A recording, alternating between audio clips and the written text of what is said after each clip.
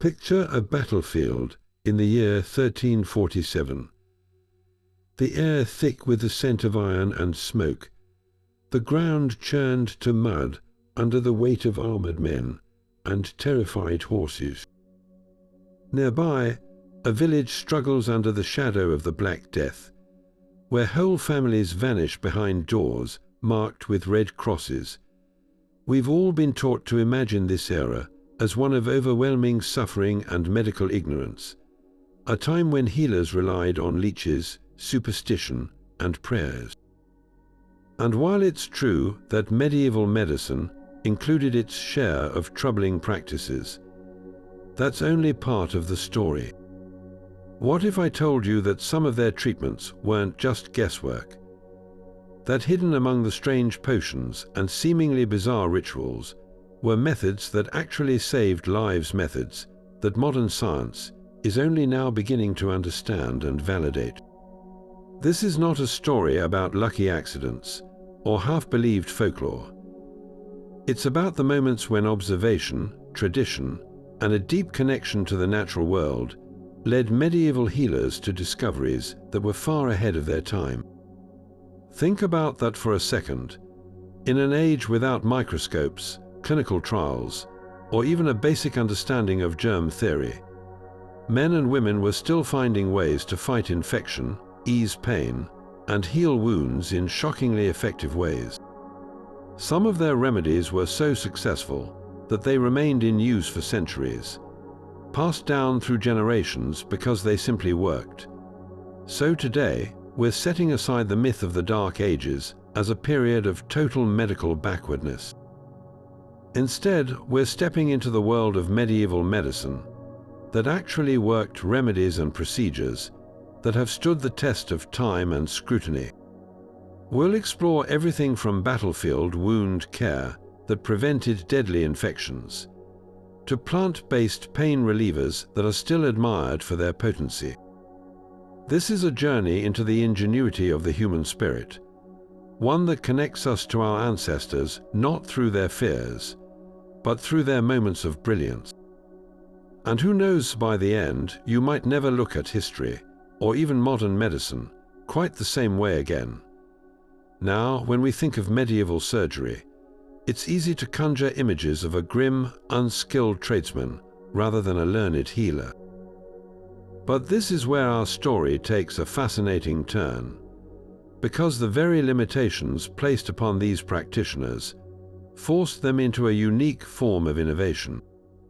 You see, throughout much of the medieval period, the Catholic Church strongly discouraged or outright banned the dissection of human cadavers for anatomical study. This created a massive gap between the physicians of the time, who often relied on ancient texts by Galen that were based on animal anatomy, and the reality of the human body. This is where the barber surgeons enter the scene. Often viewed as a separate, lower class of medical practitioner, these men were the true hands-on experts. Their workshop was the battlefield, the tournament ground, and the village square. While university-trained physicians debated theory, barber surgeons were up to their elbows in the practical realities of the human form. Every deep sword slash, every compound fracture from a fall, every horrific injury from a farming accident was a brutal but effective lesson in anatomy. They learned the layout of muscles by stitching them back together. They understood the structure of bones by setting them. They mapped the network of blood vessels not from a diagram, but by learning how to tie them off to stop a patient from bleeding to death. This hands-on experience led to a surprisingly sophisticated, if practical, understanding of the body. Texts from the period, like those written by the famous surgeon Guy de Chauliac, show detailed knowledge of surgical procedures that required a precise awareness of anatomical relationships. They could perform amputations with a startling degree of efficiency, trepan holes in the skull to relieve pressure, and even develop techniques for repairing hernias and removing bladder stones. Their knowledge was earned through direct observation and repetition, making it incredibly valuable and often far more accurate than the theoretical knowledge of their academic counterparts. So while they may not have had the official titles, these medieval surgeons were quietly building a foundation of practical medical science, one wound at a time. But this practical, often brutal, knowledge of the body was only one part of the medieval healing arts. For every battlefield surgeon, there was another kind of healer working in a place of quiet contemplation, cultivating a very different kind of wisdom. Behind the high stone walls of monasteries across Europe, monks and nuns were tending to a living library of remedies, the monastic herb garden. These gardens were far more than just a source of food or beauty. They were the pharmaceutical centers of their day, preserving and refining herbal knowledge that stretched back to the ancient Greeks and Romans, knowledge that in many cases has been validated by modern science in a way that would astonish its original keepers. Consider the beautiful but deadly foxglove plant, with its towering spires of bell-shaped flowers. In a medieval monastery's hortus medicus, or medicinal garden, this plant was known as digitalis. Monastic healers had learned, through careful observation and passed-down texts, that a prepared extract from its leaves could have a powerful effect on the heart. They used it to treat what they called dropsy, a condition we now recognize as severe edema caused by congestive heart failure. The plant's compounds, which we now call digitalis glycosides, do indeed strengthen the force of heart contractions and slow the heart rate, allowing the organ to pump blood more efficiently and clear the fluid buildup. It was a precise, effective treatment born entirely from empirical evidence, and it remains a cornerstone of cardiac medicine to this day. Then there's the humble willow tree. If you've ever chewed on a twig and noticed a strangely bitter taste, you've encountered the precursor to one of the world's most common medicines. Medieval herbalists would brew teas or create poultices from willow bark to reduce fever and alleviate pain. They didn't know about salicin, the active compound that, once ingested, our bodies convert into salicylic acid, the very same chemical foundation of aspirin.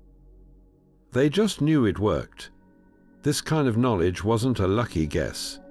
It was the result of centuries of trial and error, meticulously recorded in illuminated manuscripts known as herbals.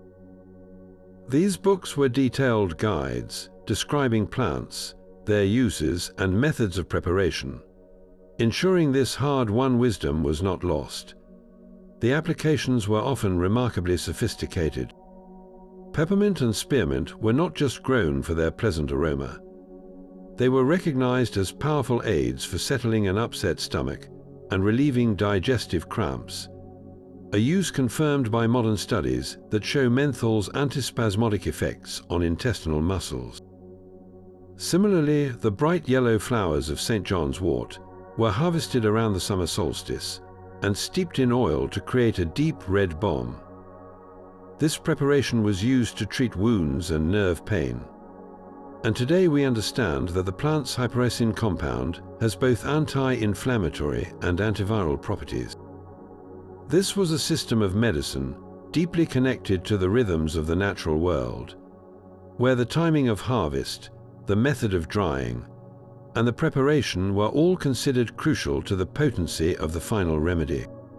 It was a science of specifics, not superstition, and its legacy is a testament to the power of observant, hands-on healing.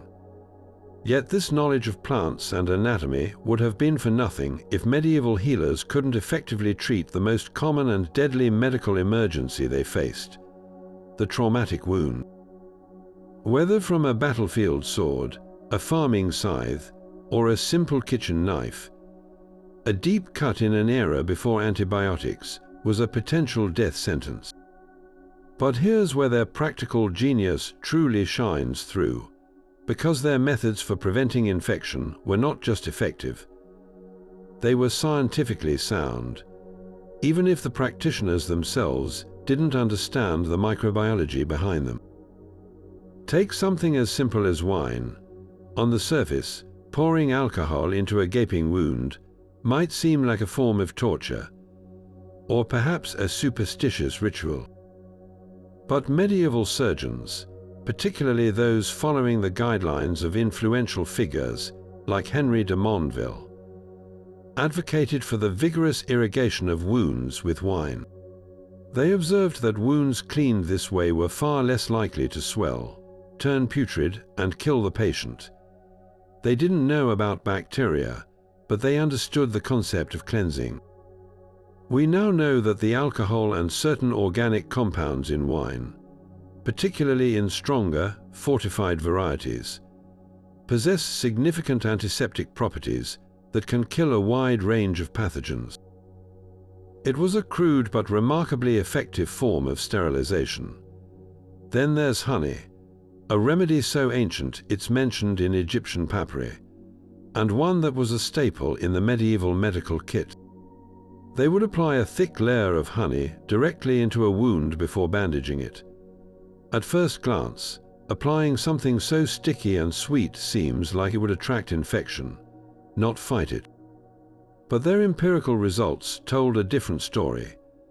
Honey is, in fact, a powerful antibacterial agent for three main reasons. Its high sugar content draws moisture out of bacterial cells, effectively desiccating them. It also produces low levels of hydrogen peroxide when it comes into contact with wound fluids. And finally, its thick, viscous nature creates a protective seal over the injury, preventing outside contaminants from getting in. Medieval healers saw that honey-soaked wounds healed cleanly and with less scarring. And they used it consistently because the evidence was right in front of them. Perhaps most astonishing of all is the recurring, almost folkloric mention of using certain molds to treat infected wounds. There are accounts from various traditions of applying a poultice made from moldy bread or cheese to a festering injury. This wasn't standard practice in every region, but the fact that it appears at all is incredible. They had no concept of penicillin, the antibiotic compound that would be formally discovered in the 20th century from the penicillium mold. They simply knew that on occasion, this strange treatment seemed to draw out the infection and help a patient recover. It was a chance observation, a glimmer of something monumental that they could see worked, but could not possibly explain. Beyond these antimicrobial agents, their surgical technique itself was designed to promote healing.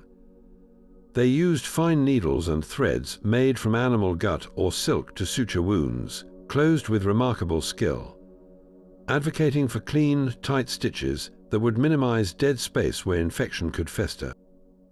They also understood the principle of drainage, often leaving a small part of a deeply infected wound open or inserting a thin metal or wooden tent to allow pus to escape, preventing it from building up inside the body. This practical, observation-based approach to trauma care meant that a soldier treated on a 14th century battlefield might have had a better chance of surviving a clean wound than his counterpart in the 19th century, before the widespread acceptance of germ theory led to renewed hygiene practices. Their methods were born of necessity and refined through grim experience, creating a legacy of pragmatic healing that modern science continues to validate piece by piece. And it wasn't just the external wounds where this hands-on expertise proved vital. These medieval practitioners turned their attention to some of the most delicate and terrifying procedures imaginable, venturing into areas we still consider high risk, even with all our modern technology. One of the most striking examples is their work on cataracts, a condition that still blinds millions around the world today. Without any understanding of the eye's internal structure, medieval surgeons developed a remarkably effective, if harrowing, technique known as couching. The surgeon would use a thin, specialized needle, often made of gold or silver for its malleability and resistance to corrosion. With a steady hand, they would insert this needle through the edge of the cornea and gently maneuver it behind the clouded lens of the eye. The goal was not to remove the lens, but to physically dislodge it, breaking the tiny ligaments that held it in place and pushing it down and away from the pupil. Once the cloudy lens was settled in the bottom of the eye, it was no longer obstructing the path of light. The patient's vision wasn't perfectly restored. They would still be severely far-sighted without a lens to focus light. But they could once again perceive shapes, movement, and light, a monumental improvement over total blindness. It was a procedure that required immense skill, a knowledge of anatomy gained purely through touch, and a tremendous amount of courage from both the surgeon and the patient. And it worked well enough that variations of this same technique were practiced across the globe for centuries, only falling out of favor with the development of modern lens extraction and replacement in the 18th century. Then there is the practice of trepanation, the deliberate drilling or scraping of a hole into the human skull. To our modern eyes, it looks like something from a horror film, the very definition of medieval barbarism. But evidence shows this was a widespread and often successful surgical intervention. We find ancient skulls from across Europe and the Americas with clear signs of healing around the trepanned hole, proving the patient survived the procedure and lived for months or even years afterward. So why would anyone do this? Medieval surgeons, again guided by observation rather than theory, recognized that a severe blow to the head could lead to a dangerous buildup of pressure. They described symptoms like a loss of speech, paralysis, or a deepening unconsciousness following an injury, what we would now identify as a subdural or epidural hematoma, where blood collects between the skull and the brain. Their solution was brutally logical. Relieve the pressure by creating an opening. By drilling a small hole, they were allowing the trapped blood to drain, instantly reducing the pressure that was crushing the brain and often saving the patient's life. It was a desperate gamble, but one based on a correct understanding of the problem. They even developed specialized tools for the job, like the trephine, a saw with a central pin that guided the cut and prevented the blade from slipping and plunging into the brain tissue. This wasn't blind superstition. It was a logical, life-saving response to a critical medical emergency. The tools they invented for these delicate operations are a testament to their ingenuity. Forged by blacksmiths who worked in close consultation with the surgeons, these instruments were designed for specific and precise tasks. They had finely crafted scalpels for making clean incisions, bone saws with ergonomic handles for controlled cutting, and a variety of forceps and hooks for manipulating tissue and extracting foreign objects like arrowheads. Perhaps most fascinating are the specialized tools, like the goosebill beak scissors used in eye surgery for their fine, curved points, or the intricate syringes used for irrigation and medication. The designs were so effective, so perfectly suited to their purpose, that they remained virtually unchanged for hundreds of years. A surgeon from the 1400s could likely walk into an operating theater of the early 19th century and recognize, and know how to use, most of the instruments laid out before him. This continuity speaks to a level of practical design and functionality that was achieved not through theoretical science, but through the relentless, iterative process of trial and error on the battlefield and in the clinic. These tools were extensions of their hard-won knowledge, and their lasting legacy is a powerful argument for the sophistication of medieval surgical practice.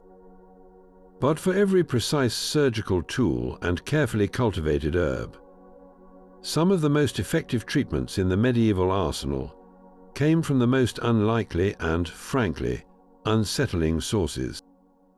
We've all seen the caricature of the medieval barber surgeon, armed with leeches and a jar of squirming creatures, representing the height of medical ignorance.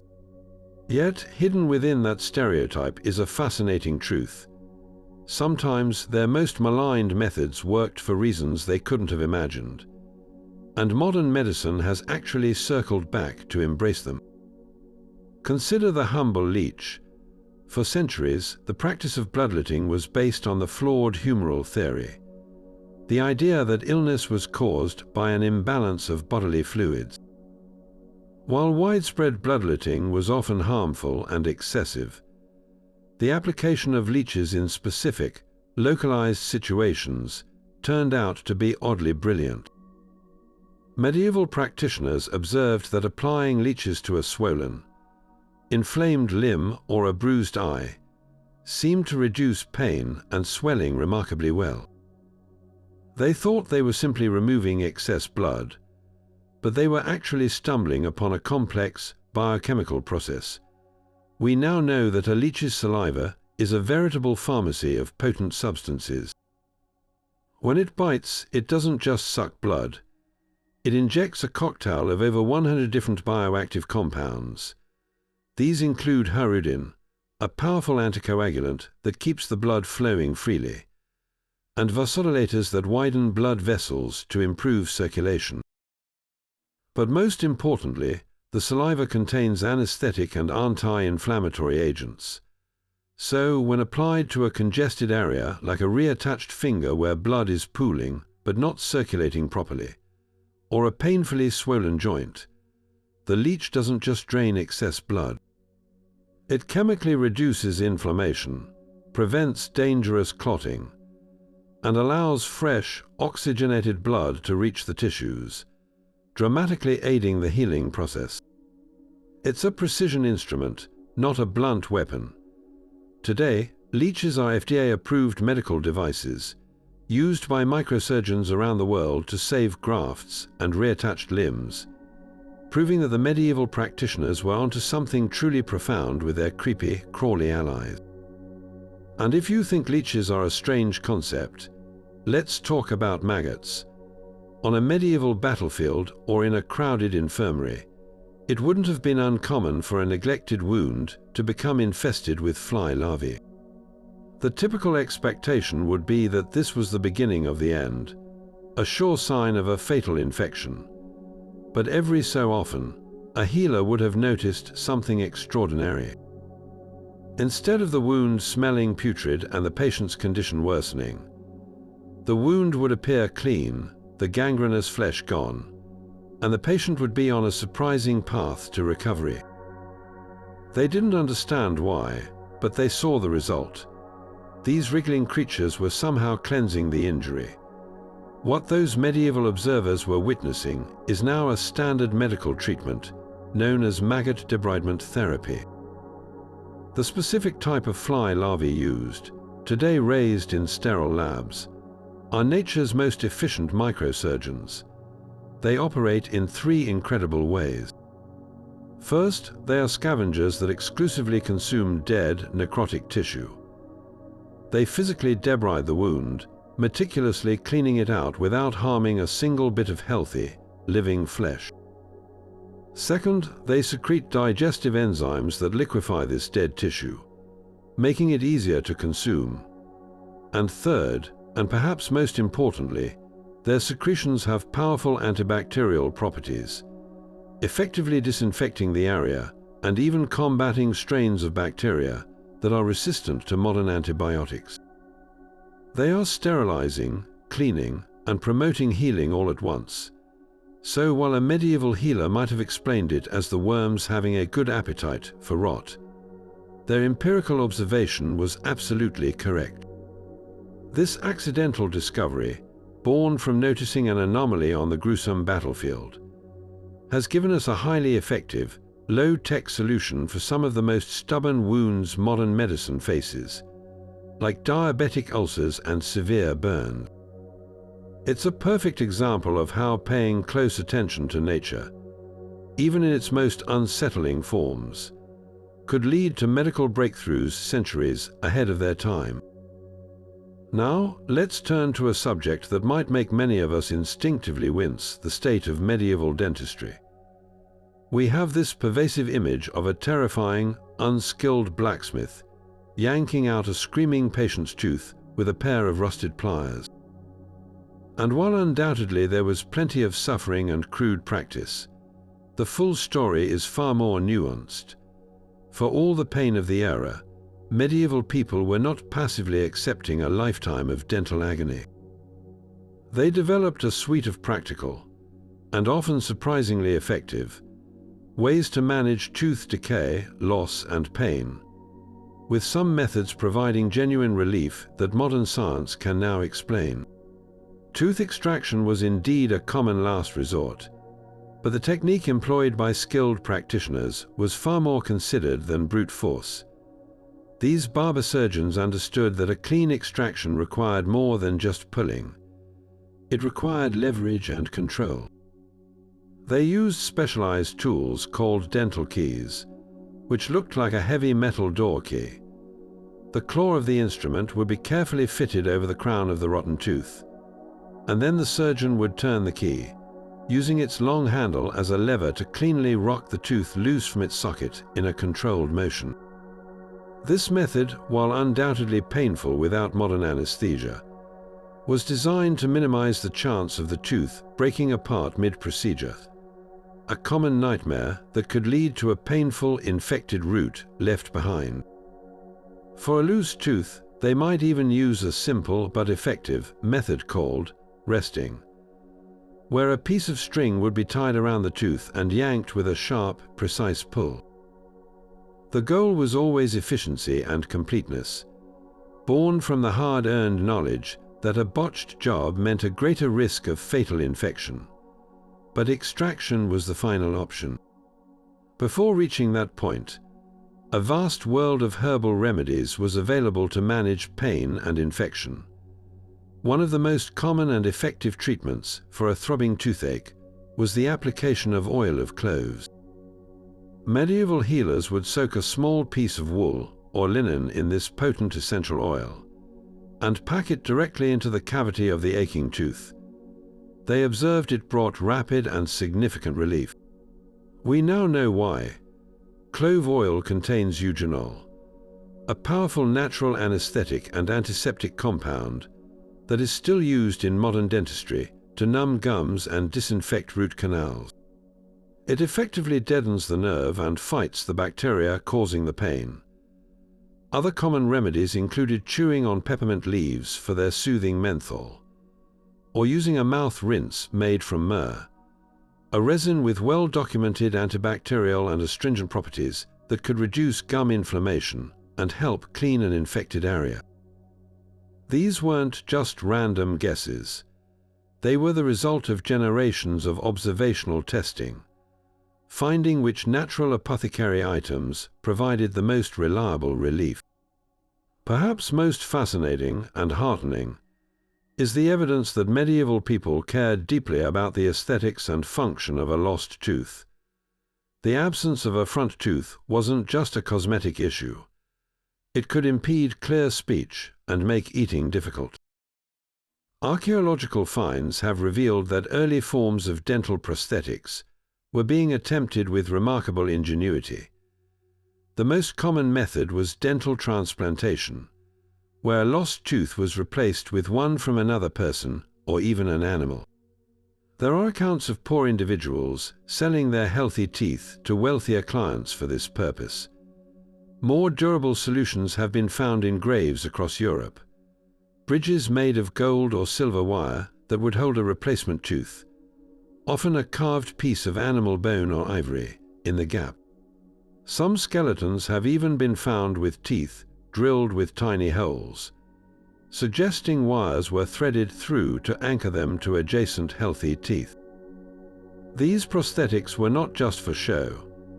Microscopic analysis of the wear patterns on these false teeth shows they were used for chewing, proving they provided a genuine functional solution. This reveals a sophisticated desire not just to end pain, but to restore a person's quality of life. their ability to smile, speak, and eat normally. It reflects a level of empathy and technical skill that completely shatters the simplistic myth of medieval dental horror, showing us instead a culture striving for practical solutions to universal human problems. And while their skill in treating physical wounds is astounding, perhaps the most overlooked and surprisingly modern aspect of medieval medicine was its approach to the mind. When we imagine mental illness in the Middle Ages, we often picture chains, exorcisms, and accusations of witchcraft. And sadly, that was a reality for many. But alongside that fear and superstition, there existed a radically different, profoundly compassionate school of thought. A number of forward-thinking physicians and monastic healers began to argue that conditions like deep melancholy, frantic mania, and debilitating anxiety were not signs of moral failing or demonic influence, but illnesses of the brain itself, conditions that required medical treatment and humane care, not punishment. This perspective was championed by some of the most influential medical minds of the era. In the 11th century, the Persian physician Ibn Sina, known in the West as Avicenna, wrote extensively in his Canon of Medicine about the deep connection between the health of the body and the health of the mind. He described conditions like depression and anxiety with a startling clinical clarity, noting their physical symptoms and proposing treatments. In Europe, physicians following in this tradition, like those at the famous medical school in Salerno, Italy, began to categorize different mental states and look for physical causes. They theorized that an imbalance in the body's humors could directly affect the brain, leading to changes in mood and behavior. While their specific mechanism was off, their fundamental conclusion was revolutionary. This was a matter of physiology, not morality. This medicalized view gave rise to treatments that were remarkably sophisticated. For agitation and insomnia, they turned to the natural pharmacy of the herb garden. They prescribed preparations of poppy for its sleep-inducing opiates, henbane for its sedative scopolamine, and mandrake for its powerful narcotic properties. These were dangerous herbs, to be sure, but their use was calculated and precise, documented in herbals with careful instructions for dilution to calm a patient without causing harm. They were essentially crafting early forms of sedatives and anxiolytics, aiming to soothe a troubled mind rather than restrain a possessed body. But their innovation didn't stop at pharmacology. Some of the most progressive healing centers, particularly those run by monastic orders, implemented what we would now call environmental and occupational therapy.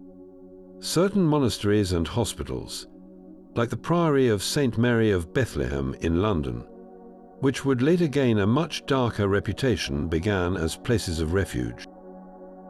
Here, patients were offered a routine of quiet contemplation, healthy meals, and rest.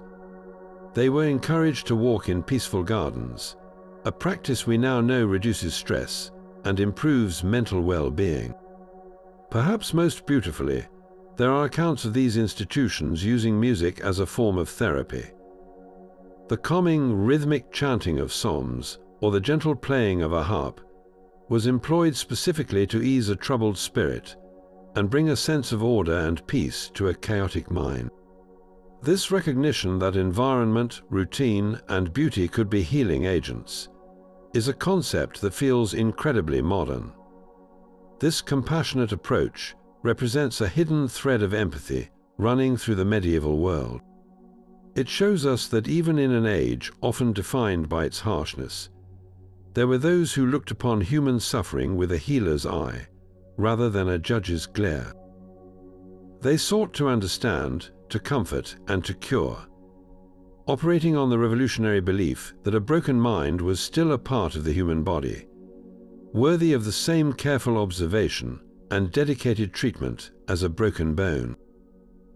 It was a quiet, profound revolution in care that, while not the dominant narrative, offers a powerful and too often forgotten counterpoint to the darkness we assume defined the era.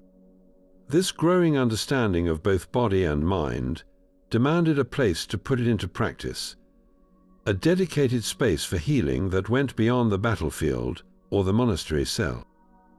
And it was within the very heart of the medieval world, the Church, that this revolutionary concept took root, giving birth to an institution so familiar to us now that we hardly stop to consider its origins: the hospital. Forget the grim, crowded pest houses of later centuries. The earliest medieval hospitals were places of remarkable compassion, order, and innovation, creating a blueprint for organized medical care that would eventually span the globe. The driving force behind this movement was the Christian principle of caritas, or selfless love and charity for the sick and destitute. Monastic orders saw the care of the ill as a sacred duty, a direct service to God through serving the most vulnerable in His creation. This wasn't merely about offering a pallet on the floor and a bowl of soup. It was about creating a holistic environment designed for recovery. The earliest hospitals, like the famous Hôtel Dieu in Lyon, founded in the 6th century, or its namesake in Paris, were attached to cathedrals and monasteries. They were called xenodochia, from the Greek for guest house, and they welcomed all in need, the sick, the poor, pilgrims, and orphans. What made these institutions truly revolutionary was their design and organization. They were among the first buildings in Europe purpose-built for medical care. Architects working with monastic leaders developed a specific layout to promote both healing and hygiene. The most common design was a large hall with a high, vaulted ceiling, a feature that allowed for better air circulation, which was correctly believed to be crucial for preventing the spread of disease. Along the sides of this great hall were individual beds, each separated by space and often by curtains, providing patients with a degree of privacy and dignity that was unheard of elsewhere. Some of the larger institutions, like the one in the French town of Beaune, even had separate wards for patients with different conditions, an early form of triage that helped prevent cross-infection. The bed itself was the centerpiece of care. The patient was to be kept clean, warm, and nourished, following a regimented daily routine, and this care was delivered by a dedicated staff who were, in essence, the first trained nurses in Europe. These were often monks and nuns, members of orders like the Knights Hospitaller or the Augustinian Sisters, who took vows specifically to serve the sick. Their role was multifaceted. They were medical practitioners, administering herbal remedies, changing wound dressings, and applying poultices according to the detailed instructions in their medicinal manuals. They were spiritual comforters, offering prayer and solace to the dying and the frightened. And they were custodians of hygiene, ensuring the halls were swept, the linens were regularly washed, and the patients were bathed. This disciplined, systematic approach to patient care, encompassing physical, spiritual, and environmental needs, was a staggering leap forward from the ad hoc care found in most homes. The day within a medieval hospital was structured around this holistic philosophy. Meals were prepared with medicinal principles in mind, using herbs and broths believed to strengthen the body. Periods of rest were enforced, and times for prayer provided mental and emotional structure. There was even an early understanding of what we now call occupational therapy. Recovering patients might be given simple tasks like spinning wool or weaving baskets, activities that provided gentle engagement and a sense of purpose without overtaxing them. This entire system, funded by donations from the nobility and the church itself, was offered free of charge. Treatment was a right of charity, not a privilege of wealth. This monastic model of organized, compassionate, and systematic care established the foundational principles of every modern hospital on the planet: the separation of patients into wards, the importance of a dedicated and trained staff, the value of a clean and controlled environment, and the idea of a daily regimen designed for recovery. It created a repository of practical medical knowledge that could be passed down and refined through generations of caregivers. While their medical theories were still rooted in their time, their organizational genius was timeless. They built the structure, the very skeleton, upon which all of modern healthcare would eventually be built, proving that the greatest medieval medical innovation wasn't a single herb or tool, but the profound, enduring idea of a place dedicated solely to the art of healing. Of course, their incredible work in treatment and care would have been impossible without a starting point, a way to understand what was wrong with a patient in the first place. When we think of a medieval doctor's diagnosis, we might picture a superstitious old man gazing into a glass of urine, making wild guesses based on its color. And while urine analysis was indeed a cornerstone of their practice, it was far from a simple party trick. It was part of a sophisticated, multi-faceted system of observation that, in its own way, laid the essential groundwork for the clinical diagnosis we still rely on today. The most famous of these tools was uroscopy, the examination of urine.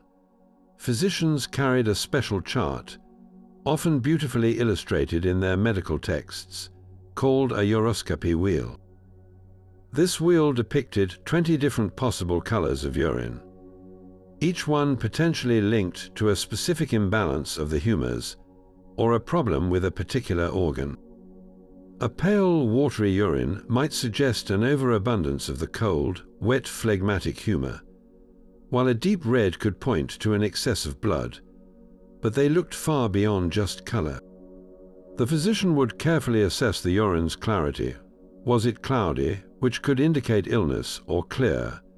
They would note its consistency. Was it thick or thin? They might even, startlingly, taste it, as a sweet taste was a known, though not understood, indicator of what we now call diabetes. This wasn't mere guesswork. It was a systematic, standardized method of gathering physical data from a patient's body. While their interpretations were based on a flawed humoral model, the observations themselves were often accurate. They could correctly identify dehydration, jaundice, kidney infections, and other conditions simply by paying meticulous attention to a biological sample, a principle that remains at the very heart of laboratory medicine.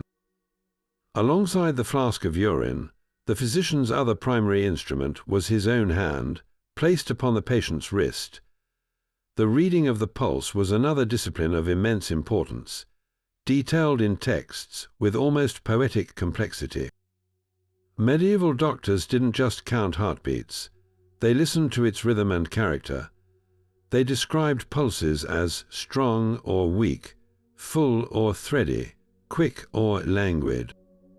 A rapid, bounding pulse might indicate a fever and an overactive, heated state of the body. A slow, weak pulse could signal a loss of vitality, a cooling of the innate heat. They even assigned different pulse qualities to different organs and humors, believing they could detect a problem with the liver or the brain through subtle variations in the wrist. While their specific correlations were incorrect, their fundamental act, assessing the strength, rate, and rhythm of the cardiovascular system, is a ritual still performed in every doctor's office on the planet.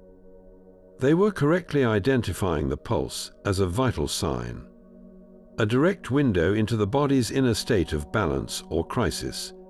But the true genius of the medieval diagnostician lay in their commitment to holistic observation. Before a single word about humors was spoken, a skilled physician would conduct what we would now call a full patient history and physical exam. They were trained to use all their senses. They would look at the patient's complexion. Was it pale, flushed, or had a yellowish tinge? They would listen to their breathing. Was it labored, wheezing, or shallow? They would smell their breath and body for telltale odors, that might indicate internal rot or disease. They would feel the skin for fever or clamminess. Most importantly, they would talk to the patient, asking detailed questions about their diet, their sleep patterns, their lifestyle, and the precise nature of their pain.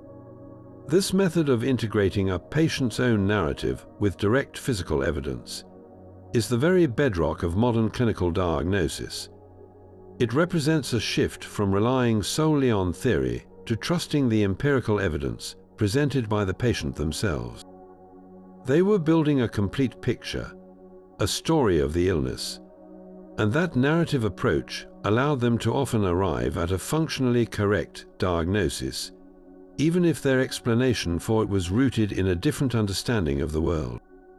They knew that a certain set of symptoms, fever, headache, sensitivity to light, pointed to a specific ailment, and they would treat it with the remedies they knew to be effective for that set of symptoms. This pragmatic, evidence-based approach, hidden within the language of medieval science, is why so many of their treatments, as we've seen, actually worked. They were brilliant observers, and observation will always be the first and greatest tool of any healer. But beyond the hospital wards and the surgeon's tools, another group of medical experts was working in the most intimate of settings, mastering a craft that was quite literally a matter of life and death.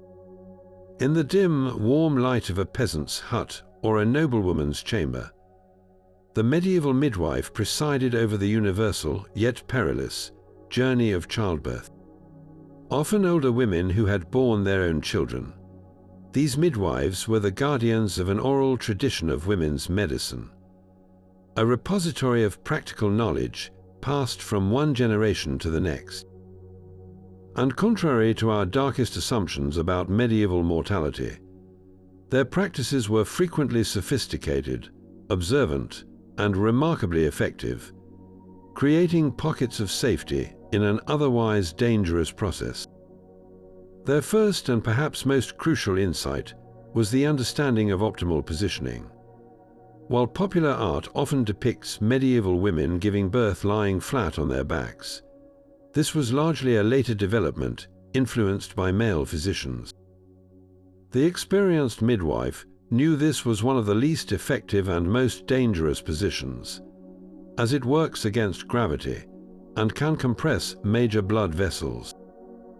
Instead, they encouraged a variety of upright positions. The mother might kneel, supported by other women or a special birth stool, or she might squat, holding onto a rope or a bar fastened to the ceiling. These positions use the natural force of gravity to aid the baby's descent through the birth canal, significantly shortening the duration of labor and reducing the risk of exhaustion for the mother. This wisdom, born from centuries of direct experience, is now strongly recommended in modern birthing centers for the exact same physiological reasons. To manage the intense pain and anxiety of labor, the midwife's herbal knowledge was her greatest asset. She would prepare soothing teas from raspberry leaf, a practice still common today, believed to tone the uterine muscles and make contractions more efficient. For pain relief, she might use a carefully measured drop of opium poppy syrup or a tincture of henbane to take the edge off the agony, though these powerful narcotics were used with extreme caution. To ease tearing and prepare the perineum, she would often make poultices of slippery elm bark or administer sitz baths infused with herbs like mugwort and motherwort, which have antispasmodic properties to help relax the mother and ease the baby's passage. This was not random guesswork. It was a refined pharmacology developed through generations of observing which plants provided comfort and which caused harm. When complications arose, the midwife's role shifted from guide to emergency practitioner. She was trained to recognize a breech birth and had manual techniques to carefully attempt to turn the baby in the womb. In the terrifying event of a postpartum hemorrhage, one of the leading causes of maternal death, she had a surprisingly modern protocol. she would immediately administer herbal astringents like shepherd's purse or ergot-infected rye, which cause strong contractions of the uterine muscles, clamping down on blood vessels to stop the bleeding. We now know that ergot contains alkaloids that are the chemical basis for the modern drug ergometrine, used in hospitals worldwide for this exact purpose. Perhaps most astonishingly, there are accounts and illustrations from medical texts showing midwives performing a version of the emergency cesarean section on a dead or dying mother in a final desperate attempt to save the baby's life. This procedure was a last resort, understood to be almost always fatal for the mother, but it reflects a stark, pragmatic courage and a commitment to saving a life when all else was lost. The true measure of their success, however, lies in the trust they commanded. Their expertise was so valued that they were often called upon to testify in court cases concerning inheritance or legitimacy, as they were the sole witnesses to the birth. Their knowledge created a separate, respected sphere of female authority in a male-dominated world. While they lacked the formal academic training of university physicians, their hands-on, empirical approach to one of life's most critical events resulted in a legacy of safe practices that in many ways were not improved upon for centuries.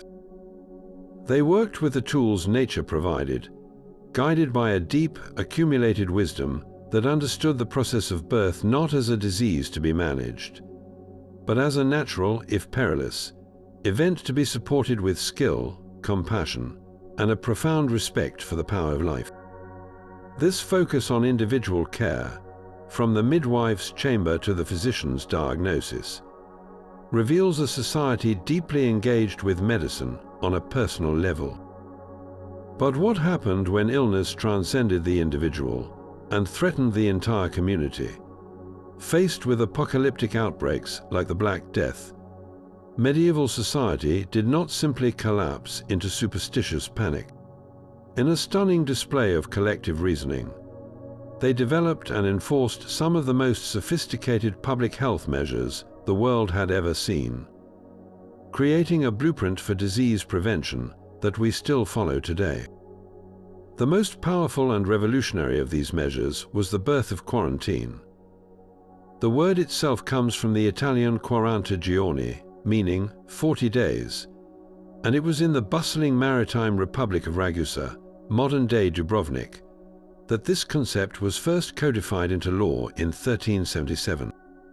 As the plague swept through trading ports, the city's rulers made a brilliant, if desperate, logical leap.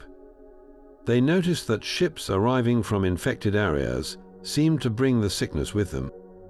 Their solution was radically simple. All incoming ships and their crews were forced to wait and anchor on a nearby island for a period of 40 days before being allowed to enter the city. The choice of 40 days was likely symbolic, echoing the biblical period of purification, but its practical effect was grounded in stark reality. It was roughly the time it took for the disease to either run its course and kill its victims on the ship, or for them to recover and no longer be contagious. This mandatory isolation period broke the chain of transmission at its most vulnerable point, the border. The practice spread rapidly to other Italian city-states like Venice, and was soon adopted across Europe.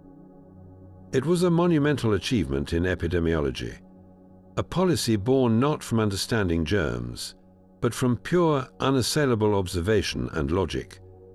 They didn't know what they were stopping, but they knew exactly how to stop it from moving from one place to another. Within the city walls, this logic of isolation was applied with startling severity.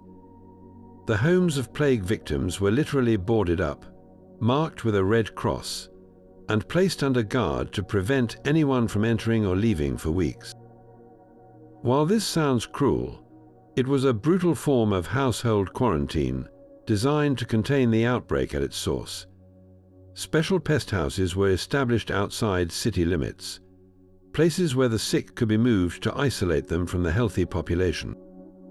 They even developed an early form of contact tracing, with officials tasked with identifying and monitoring anyone who had been exposed to a sick person.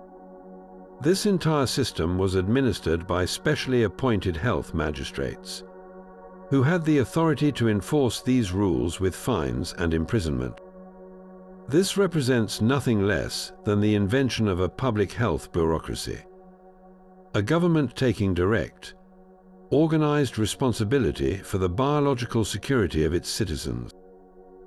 Beyond managing outbreaks, medieval cities also worked proactively to create a healthier environment through sanitation laws.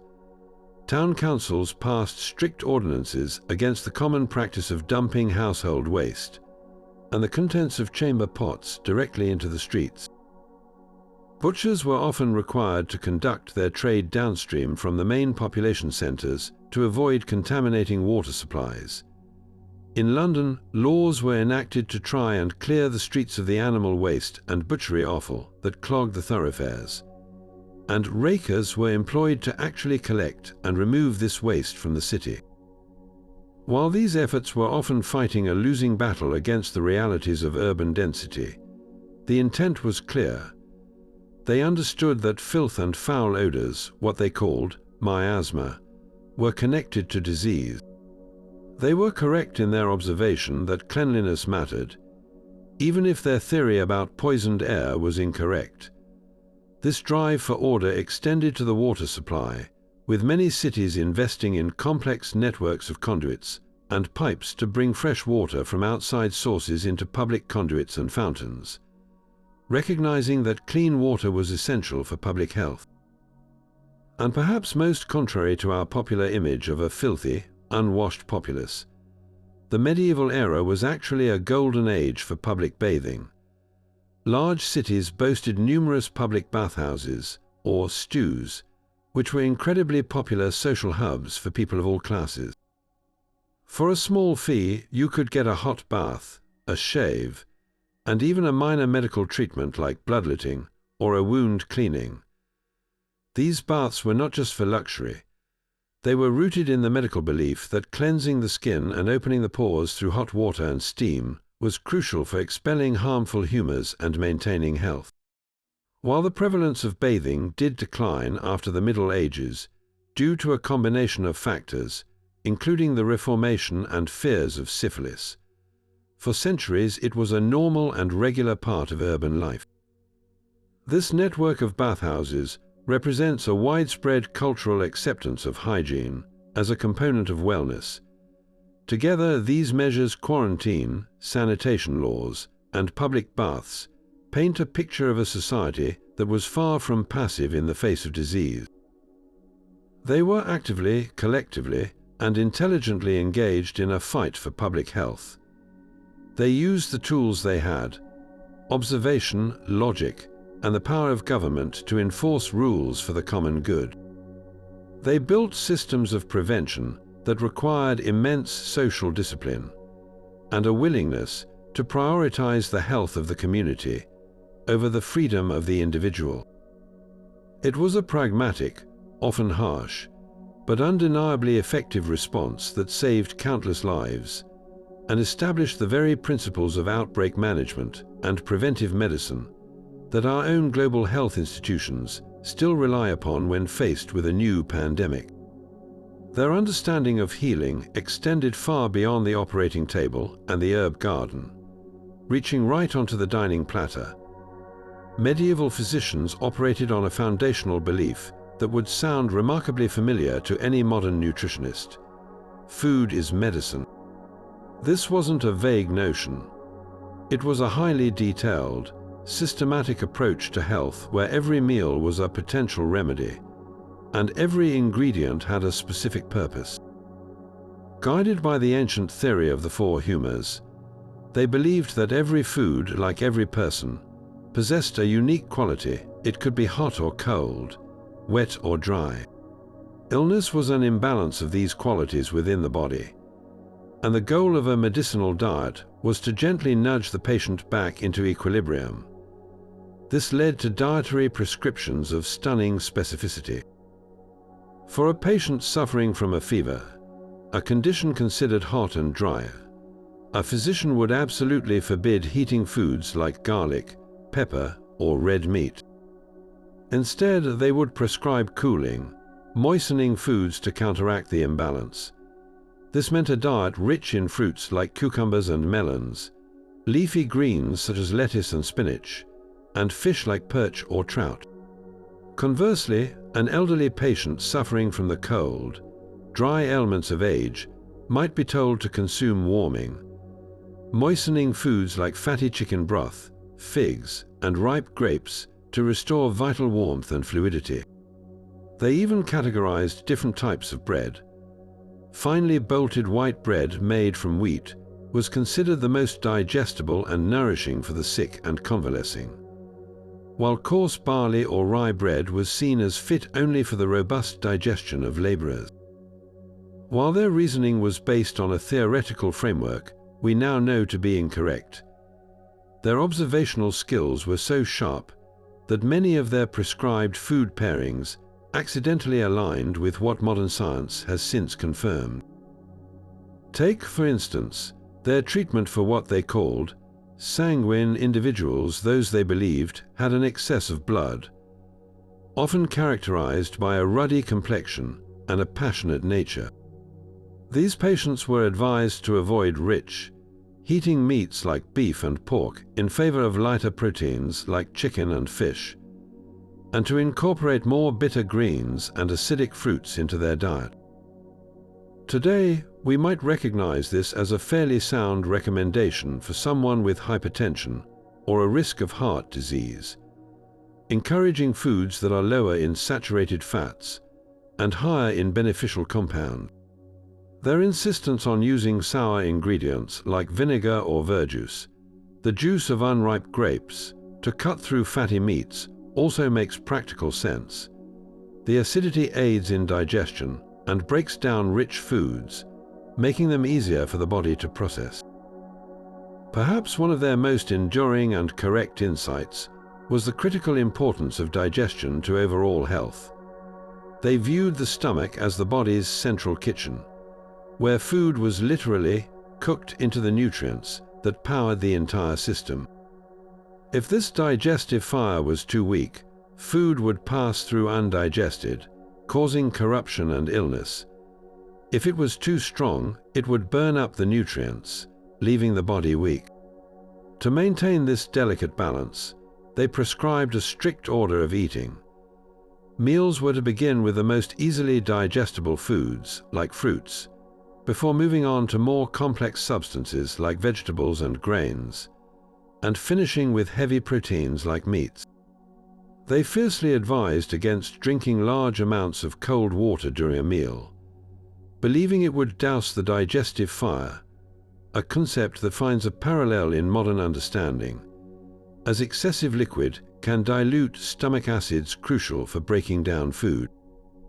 They were masters of the aperitif and the digestive, using small cups of spiced wine before a meal to warm the stomach and herbal infusions of mint, anise, or fennel afterward to settle it and ease bloating.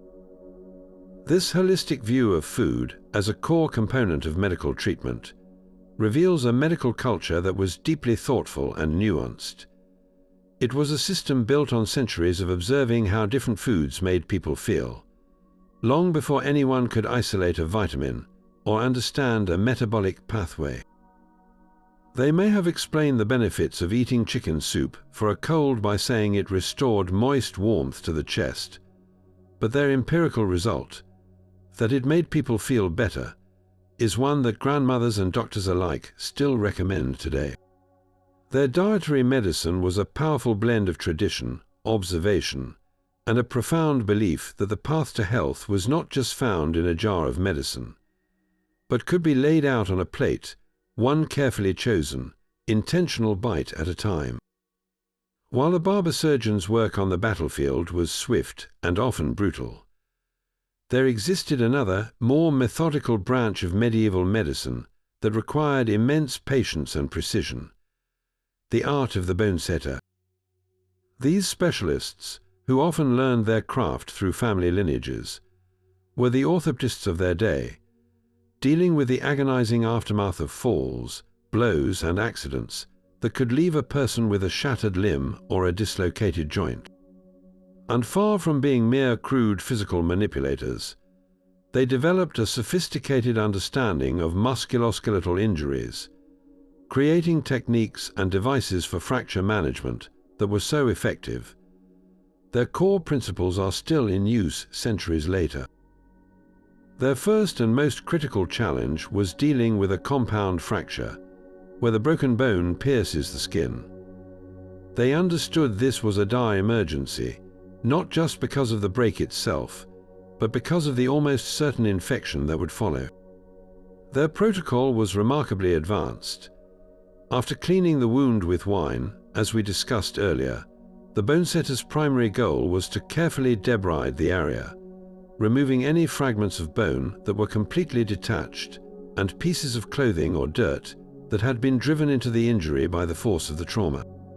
This meticulous cleaning was their best defense against the gangrene that would otherwise claim the limb and the life.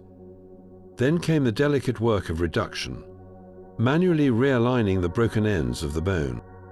This was an excruciating process for the patient, often requiring several strong assistants to apply countertraction, pulling firmly on the limb above and below the break to overcome the powerful muscle spasms, and allow the bone setter to gently manipulate the fragments back into their proper anatomical position. For this crucial task of applying constant, steady pull, they devised ingenious traction devices. One of the most common was a simple but effective arrangement of ropes, pulleys, and weights, not unlike the systems seen in a modern hospital. The injured limb would be secured with padded straps, and a carefully calculated weight, often a sack of sand or stones, would be hung from the rope to apply a gentle, continuous force. This traction did two essential things. It kept the muscles stretched and relaxed, preventing them from seizing up and pulling the bone out of alignment again, and it maintained the space between the broken pieces, allowing the natural healing process to begin without pressure or distortion. For fractures of the femur, the strongest bone in the body, they might use a specially designed wooden frame called a balkan beam, which suspended the entire leg in a sling, providing support and traction simultaneously. This wasn't guesswork, it was applied physics, using leverage and counterweights to create the ideal environment for a broken bone to mend. Once the bone was set, the next challenge was immobilization. This is where their innovation truly shines, because medieval bone setters developed the direct ancestor of the modern plaster cast. They wouldn't have recognized the white, fiberglass shell we use today, but their method was functionally identical.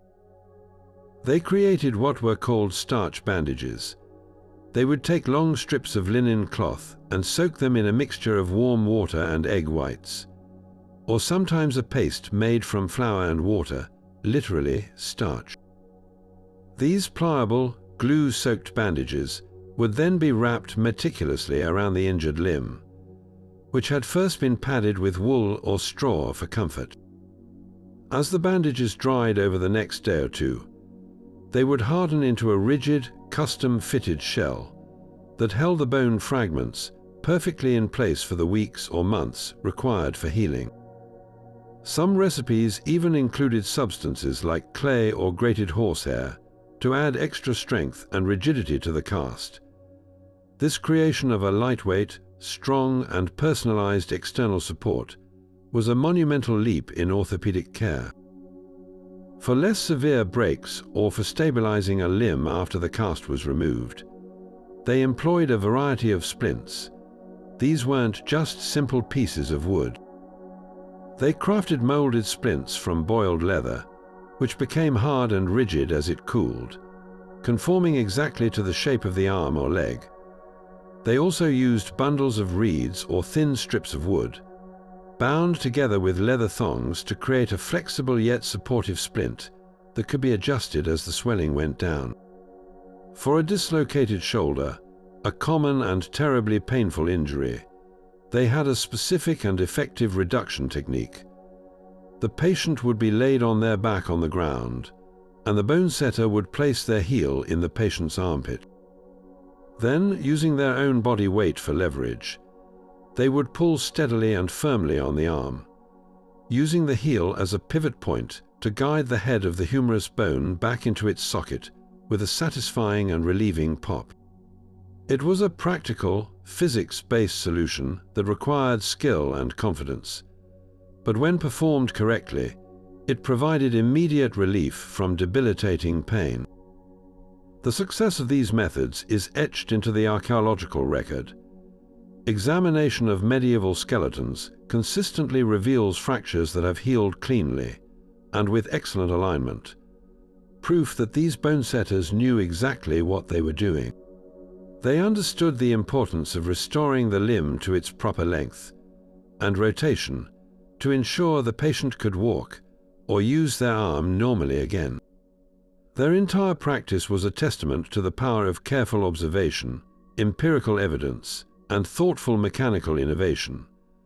They worked without X-rays, without sterile operating rooms, and without modern painkillers, yet they achieved results that would be considered highly successful, even by today's standards.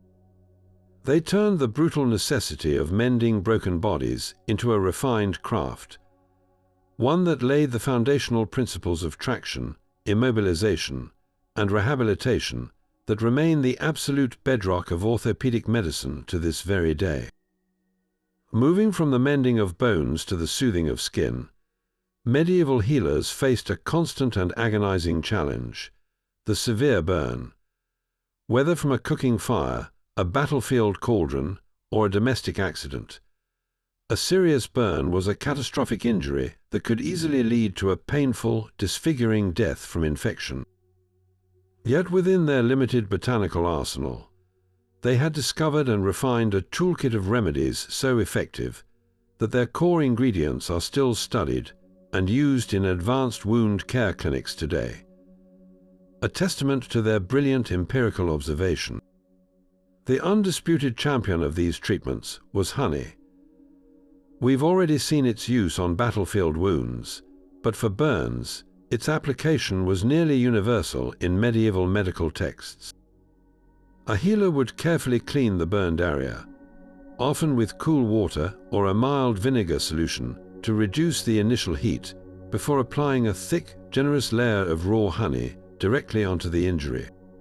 They would then cover it with a clean linen bandage. To a modern person, slathering a sticky, sweet substance on an open wound seems counterintuitive, almost inviting infection.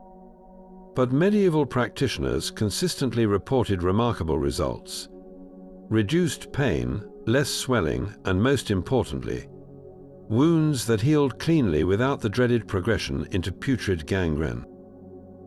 Their eyes did not deceive them.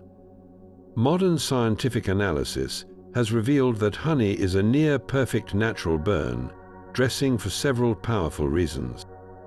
Its extremely high sugar content creates an osmotic effect, drawing moisture and lymph out of the damaged tissues, which dramatically reduces swelling and pulls impurities from the wound. This same sugary environment is also profoundly hostile to bacteria, which cannot thrive in it. Furthermore, when honey interacts with the fluids in a wound, it slowly releases low levels of hydrogen peroxide, providing a gentle but constant antiseptic action. Finally, its viscous nature forms a protective, flexible barrier over the injury, shielding the delicate new skin forming underneath from the air and from external contaminants. It was a natural, sterile, and profoundly effective healing environment, packaged by bees and identified by healers who simply trusted what they saw working time and again. Beyond honey, another plant was so revered for its burn healing properties that it was cultivated far from its native lands. Aloe vera, though native to arid climates, was enthusiastically grown in medieval monastic gardens and even on the windowsills of wealthy households, specifically for its emergency use.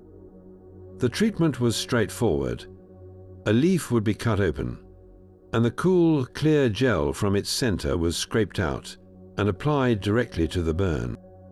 Patients reported an almost immediate soothing sensation, a dramatic reduction in pain, and faster healing with less scarring. Once again, modern science has fully vindicated this practice.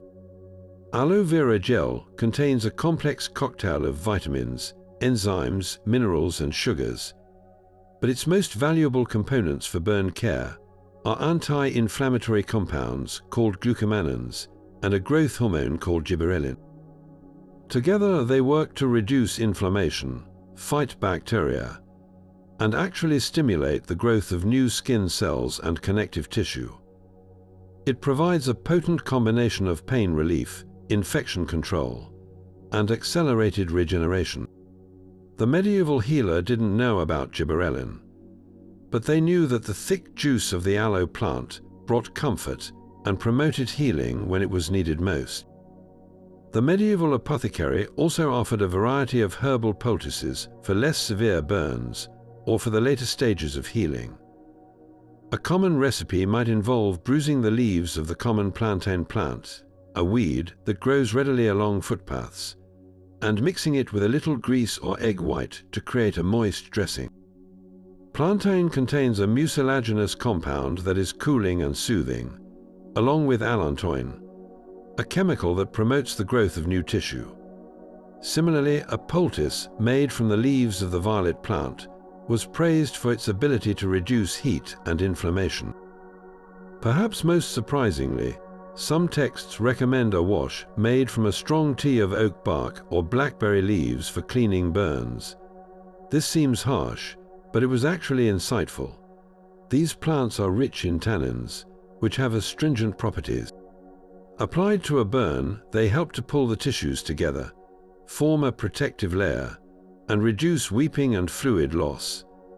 It was another way of creating a biological bandage, using the chemical properties of common plants to mimic the body's own protective functions. This approach to burns reveals the very heart of medieval medicine's hidden genius. They were masterful applied chemists, operating without a periodic table or a laboratory. Through relentless trial and error, they identified specific natural substances that produced specific, observable results. They saw that honey prevented wound corruption. They felt that aloe vera cooled and soothed. They observed that plantain helped close a raw injury. They didn't need to understand the molecular mechanism of hydrogen peroxide release or the anti-inflammatory action of glucomanins. They simply needed to know that it worked, and they passed that hard-won knowledge down through generations. Their treatments were a form of targeted, sophisticated therapy that addressed the core challenges of a burn: managing pain, preventing infection, reducing inflammation, and promoting regeneration. In doing so, they provided comfort and saved lives with a quiet, confident expertise that we are only now fully appreciating with all our modern instruments and scientific knowledge. But while they were masters of mending the body's external injuries, medieval healers also turned their keen observational skills inward, to the most vital and vulnerable of systems, the breath itself. In an era plagued by consumption, pneumonia, and the choking aftermath of fires and dusty trades, respiratory ailments were a constant spectre of suffering. Yet within the smoky confines of the medieval sickroom, physicians developed inhalation therapies and plant-based remedies for the lungs that were so effective. Their core principles form the foundation of modern respiratory care. One of the most universal and enduring treatments was the use of medicated steam. The process was simple yet profoundly effective. A patient would lean over a bowl of hot water into which the healer had tossed a carefully selected blend of herbs, draping a large cloth over their head and the bowl to create a miniature steam tent. This wasn't just humid air. It was a targeted delivery system for the volatile essential oils of plants, known to soothe the airways. The most common additions were expectorants like thyme and horehound, whose aromatic compounds work to loosen thick, stubborn phlegm, making it easier to cough up and clear the lungs. For a dry, hacking cough or a tight chest, they might add marshmallow root or mullein, plants rich in mucilage that coat and soothe the raw, inflamed tissues of the throat and bronchial passages, providing immediate relief from irritation. They understood instinctively what we now know scientifically, that warmth and moisture reduce inflammation, improve blood flow to the mucous membranes, and help thin secretions. This practice of steam inhalation, passed down through generations and across cultures, remains one of the most widely recommended home remedies for congestion today because it simply works. Beyond simple steam, these physicians sought out more potent agents to force open constricted airways, and they found them in the plant world. Growing in dry, rocky soils across Europe and Asia was a scraggly, seemingly unremarkable bush called ephedra, also known as mahuang. Medieval healers, particularly those following Arabic medical traditions like those of Ibn Sina, prescribed teas made from its green stems for patients struggling to breathe, noting it could relieve wheezing and ease the sensation of chest tightness. They had, entirely through empirical observation, discovered one of nature's most powerful bronchodilators. We now know that ephedra contains ephedrine and pseudoephedrine, alkaloids that mimic adrenaline by relaxing the smooth muscles surrounding the bronchial tubes, effectively forcing them to open wider and allow more air to pass through. This is the exact same mechanism of action found in many modern asthma inhalers and decongestant medications. While their dosages were imprecise and the plant could be dangerous in large quantities, their fundamental discovery, that this specific plant could chemically intervene to restore free breathing, was a monumental leap in treating obstructive lung conditions. The medieval apothecaries' shelves held a veritable arsenal for respiratory care, each jar containing a remedy whose efficacy modern science has since explained. For a severe whooping cough, they might prepare a syrup from the dried petals of the poppy, providing a sedative effect that suppressed the violent cough reflex and allowed a patient, especially a child, to finally rest and recover.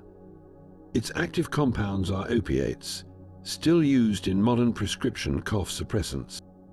For a common cold accompanied by chest congestion, a poultice made from mustard flour mixed with flour and water would be applied to the chest. This created a powerful warming effect that increased blood circulation to the lungs, helping to break up congestion. They understood the principle of counter-irritation, using a mild external irritation to alleviate a deeper internal one. Perhaps most impressive was their use of antimony, a metallic element, in treating respiratory infections. They would place a small amount in a cup, pour wine over it, and let it sit overnight. The resulting solution, containing antimony tartrate, was then administered in tiny, carefully measured doses.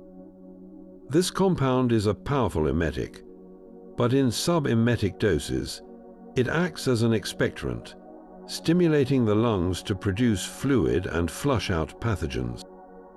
It was a risky treatment, but it underscores their willingness to experiment with powerful chemicals to achieve a specific physiological response. This sophisticated approach to respiratory illness reveals a medical culture that was deeply attuned to the subtleties of symptom relief. They weren't just trying to cure a disease. They were meticulously managing its most distressing symptoms to make the patient more comfortable and give the body's own healing powers a chance to work. They combined the physical action of steam with the biochemical power of plant alkaloids and the targeted effects of various compounds to create a multi-faceted strategy for treating the lungs. Their methods, born from watching what truly helped people breathe easier, established a legacy of respiratory care that is far more than historical curiosity. It is a testament to their role as the original pharmacologists, mapping the healing properties of the natural world, one labored breath at a time. Now, let's venture into one of the most terrifying realities of the medieval world: the experience of surgery and the searing agony that came with it. We imagine it as a realm of pure, unadulterated suffering, and for many it certainly was. But to assume that medieval healers were indifferent to this pain, or that they had no tools to combat it, is to overlook a sophisticated and perilous branch of their medical practice. They operated within a narrow and dangerous window, armed with a powerful arsenal of natural anesthetics and analgesics that could dull the senses, induce unconsciousness, and make the difference between a successful procedure and a patient dying from shock. Their methods were a high-stakes balancing act, a dance with some of nature's most potent and unpredictable chemicals. The undisputed king of this botanical arsenal was the opium poppy.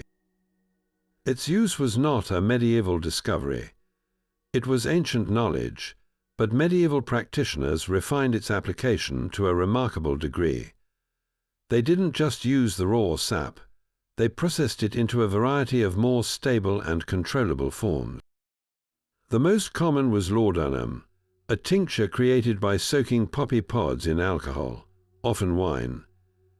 This mixture was a dual-purpose marvel. The alcohol acted as a solvent, extracting the active alkaloids from the plant material, and itself provided a sedative effect, enhancing the poppy's power.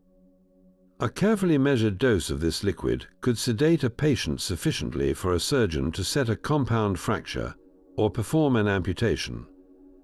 They also created a solid preparation called therbaic extract, a dried, powdered form that could be mixed into drinks or food. The active compounds, morphine and codeine, are still the gold standard for severe pain relief in modern hospitals.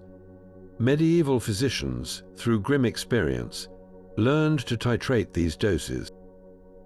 They knew that too little would be ineffective, leaving the patient conscious and in terror, but that too much would suppress breathing, leading to a silent, blue-lipped death on the operating table. Their success depended on a deep, empirical understanding of dosage, a knowledge paid for with lives.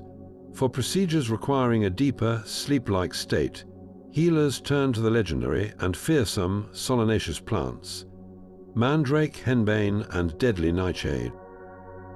These were the ingredients of the so-called soporific sponge, a concept that sounds like pure myth, but was a documented and practiced form of inhalation anesthesia. The recipe was precise. A natural sea sponge would be soaked in a boiled concoction of these crushed plants, along with opium and sometimes hemlock juice. This potent sponge would then be dried and stored. When needed for surgery, it would be moistened with warm water and held over the patient's nose and mouth. As they breathed in the vapors, the powerful trypane alkaloids, scopolamine from henbane and atropine from nightshade and mandrake, would quickly induce a state of unconsciousness. The mandrake root, with its often human-like shape, was shrouded in superstition, but its effect was brutally real. These compounds work by blocking neurotransmitters, effectively disconnecting the brain from the body's sensory input. The patient would be plunged into a deep, dreamless sleep. The risk, of course, was that the line between a surgical dose and a lethal dose was terrifyingly thin. These alkaloids can cause fatal arrhythmias and respiratory paralysis. Using the sponge was an act of immense courage and skill. A calculated gamble that the surgeon's need for a still patient was worth the very real risk of never waking them up. Beyond these heavy narcotics, the medieval healer's toolkit included a spectrum of local analgesics for more targeted relief.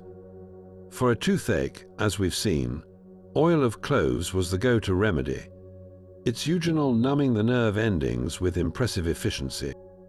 For surface pain and inflammation, they might create a poultice from the leaves of the belladonna plant, whose atropine, when absorbed through the skin, can provide localized numbness. They even understood the concept of counter-irritation using a secondary, controlled pain to distract from a primary, more severe one. Applying a blistering agent like mustard plaster to the chest for a lung infection, or a hot iron to a limb far from the site of a deep internal pain, seems bizarre. But the principle has a kernel of neurological truth.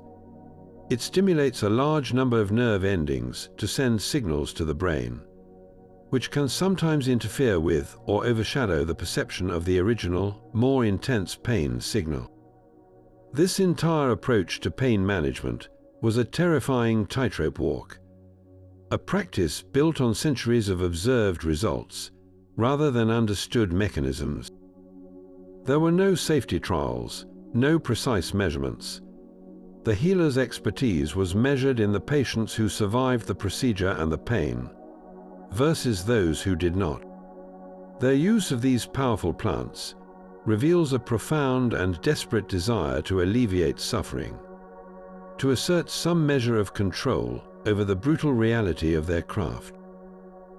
They were willing to harness the very edge of nature's toxicity to grant the mercy of oblivion, even if only for a short while.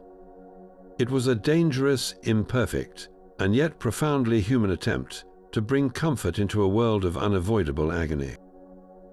If the surgeon's craft was a battle against external trauma, and the herbalist's a gentle nurturing of the body's balance, then the medieval approach to internal discomfort, particularly digestive ailments, was a masterclass in daily, practical chemistry. For the vast majority of people, serious wounds or the plague were occasional horrors, but a sour stomach, bloating, or a bout of nausea were familiar, recurring foes.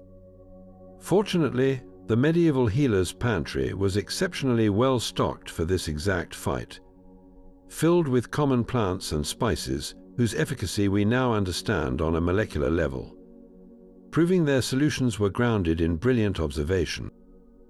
At the heart of their strategy was a simple, powerful plant we still reach for today, peppermint. Grown in virtually every kitchen garden and monastic plot, its bright, cooling leaves were a first line of defense against indigestion and stomach cramps. Healers would brew it into a simple tea or chew the leaves directly to settle an upset stomach. They explained its action through the language of humors, believing its warm and dry nature could counteract the cold, damp excesses that caused digestive sluggishness. While their explanation was theoretical, their results were empirically sound. Modern research has shown that peppermint is a potent antispasmodic. The primary active compound, menthol, works by relaxing the smooth muscles of the gastrointestinal tract. This eases the painful cramping associated with irritable bowel syndrome and allows trapped gas to pass, providing genuine, measurable relief from bloating and discomfort. They may have thought they were balancing humors, but they were actually administering a natural and effective muscle relaxant. For the queasy traveler or the mother suffering from morning sickness, another kitchen staple offered profound relief: ginger. Medieval physicians prescribed ginger in various forms, candied, powdered into spices, or steeped into a tea, for its remarkable ability to quell nausea. They valued its heating quality, believing it stoked the digestive fire in the stomach. Once again, their sensory experience led them to a profound truth. We now know that ginger contains bioactive compounds like gingerol and sugarol, which are powerful anti-nausea agents. These compounds appear to work in two ways. They help break up and expel intestinal gas, and they directly influence the serotonin receptors in the gut and brain that trigger vomiting. It's a therapy so effective that modern medicine frequently recommends it for combating nausea from chemotherapy, surgery, and pregnancy. A medieval person nibbling on a piece of candied ginger to ward off seasickness was engaging in a form of evidence-based medicine that remains completely valid centuries later. The medieval apothecary's approach was rarely about single ingredients, however. Their true sophistication shone in the complex herbal blends they compounded, mixtures that prefigure modern combination medicines. A common remedy for a broader range of digestive woes was a formula containing gentian, angelica, and wormwood bitter herbs that were the cornerstone of what they called stomachics or digestives. The preparation was intentionally unpalatable. A small cup of this intensely bitter tonic would be consumed before a large meal. Their reasoning was that the bitterness would warm and awaken the stomach, preparing it for the work of digestion. In reality, they were triggering a fundamental physiological response. The bitter taste receptors on the tongue stimulate the vagus nerve, which in turn signals the stomach to increase its production of hydrochloric acid and digestive enzymes. This priming of the system actually does lead to more efficient breakdown of food and can prevent the feeling of heaviness and bloating after eating. They were using taste as a key to unlock a specific biological function. For more severe issues like intestinal worms or infections, they turned to more aggressive, targeted plants. Wormwood, as its name implies, was a specific for parasites, and we now know its compound artemisinin is a powerful anti-parasitic. They used cloves to treat the cramping and diarrhea of dysentery, and modern science confirms that eugenol in cloves has strong antibacterial properties against several pathogens that cause gastrointestinal distress. Even the common practice of using fennel or anise seeds as a digestive aid at the end of a meal is backed by science. These carminative herbs help relax the gut and allow gas to pass, reducing pressure and cramping.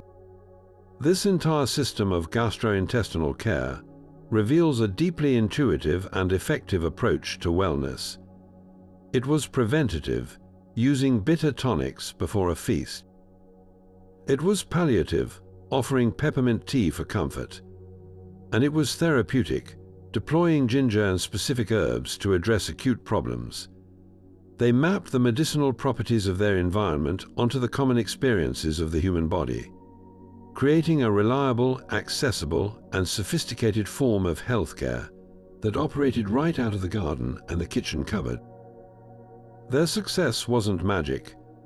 It was the result of generations of careful note-taking, of observing which plants made people feel better, and of refining those recipes into a dependable toolkit for daily health.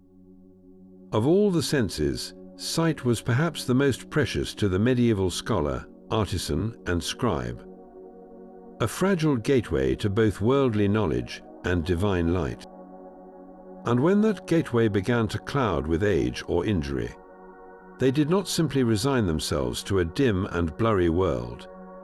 Instead, they developed a branch of medicine for the eyes that combined audacious surgical intervention with gentle, plant-based care, creating a field of ophthalmology that was far more advanced and effective than we might ever imagine.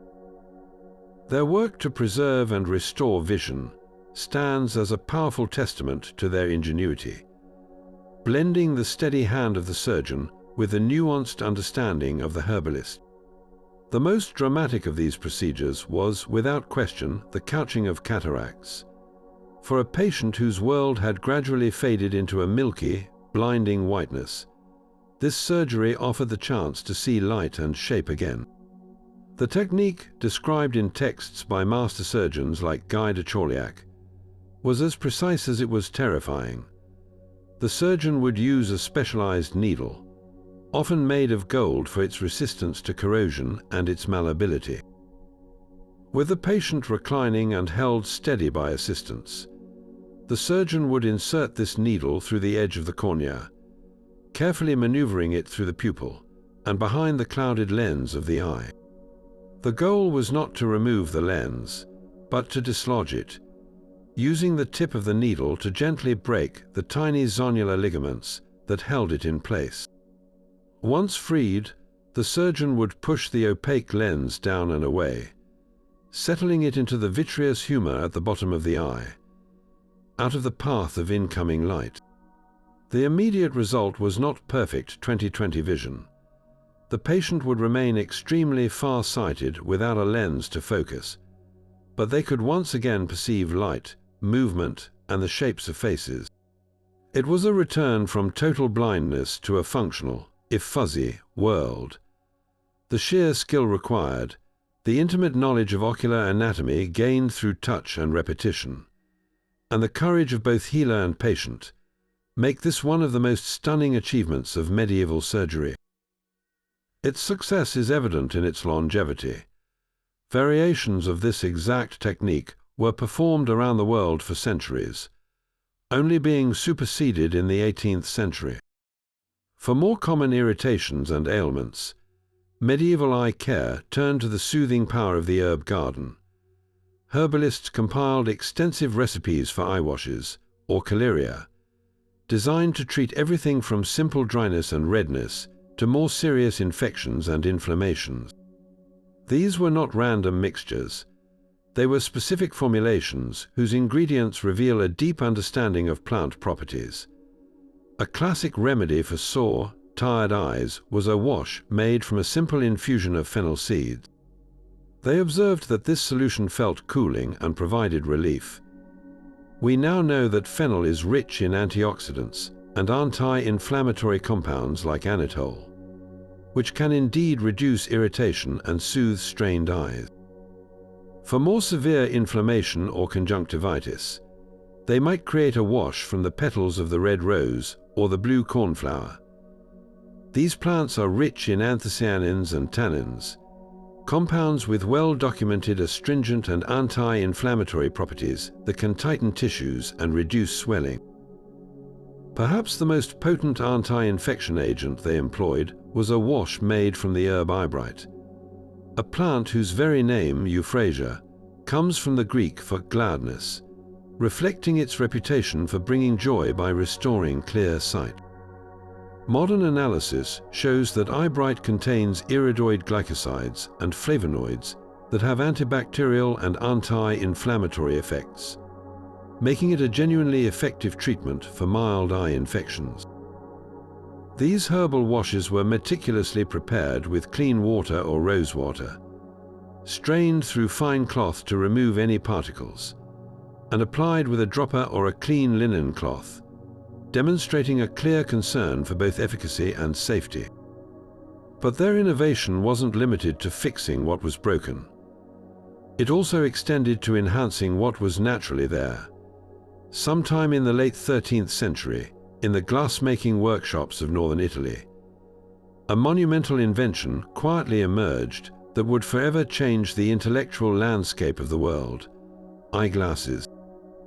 The earliest evidence points to Venetian craftsmen producing the first pairs of reading glasses, or roidi d'ogli, discs for the eyes.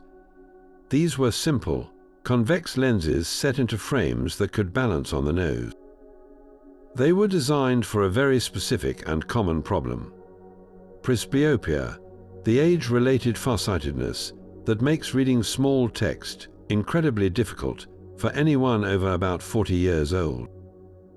For medieval scholars, monks, and scribes whose lives were dedicated to poring over meticulously handwritten manuscripts, this condition could signal an abrupt end to their careers. The invention of spectacles effectively gave them decades of their working lives back. The convex lens acted as a simple magnifier, compensating for the eye's failing ability to focus on close objects. This was no placebo. It was genuine, life-changing optical technology. By the 14th century, the use of spectacles had spread across Europe, depicted in paintings of saints and scholars as a symbol of wisdom and learning. The manufacture of these early glasses became a refined craft, with frames made from leather, bone, or metal, and lenses ground to different strengths. This innovation represents a perfect marriage of practical need, artistic skill, and a growing understanding of the principles of light refraction. It was a tool born from the desire to see the world, and the Word of God, more clearly, and its impact on the preservation and advancement of knowledge is simply incalculable. Yet even with all these tools for the eyes and the body, medieval healers understood that maintaining health wasn't just about treating illness, it was about sustaining the body's innate strength and resilience through deliberate, guided movement. Long before the advent of modern physiotherapy, there existed a sophisticated understanding that specific physical activity was a powerful medicine in its own right. Physicians and surgeons, particularly those treating knights and nobles recovering from battle wounds, prescribed detailed regimens of exercise, manipulative massage, and water-based therapies to restore function, ease chronic pain, and prevent the weakness that came from prolonged inactivity.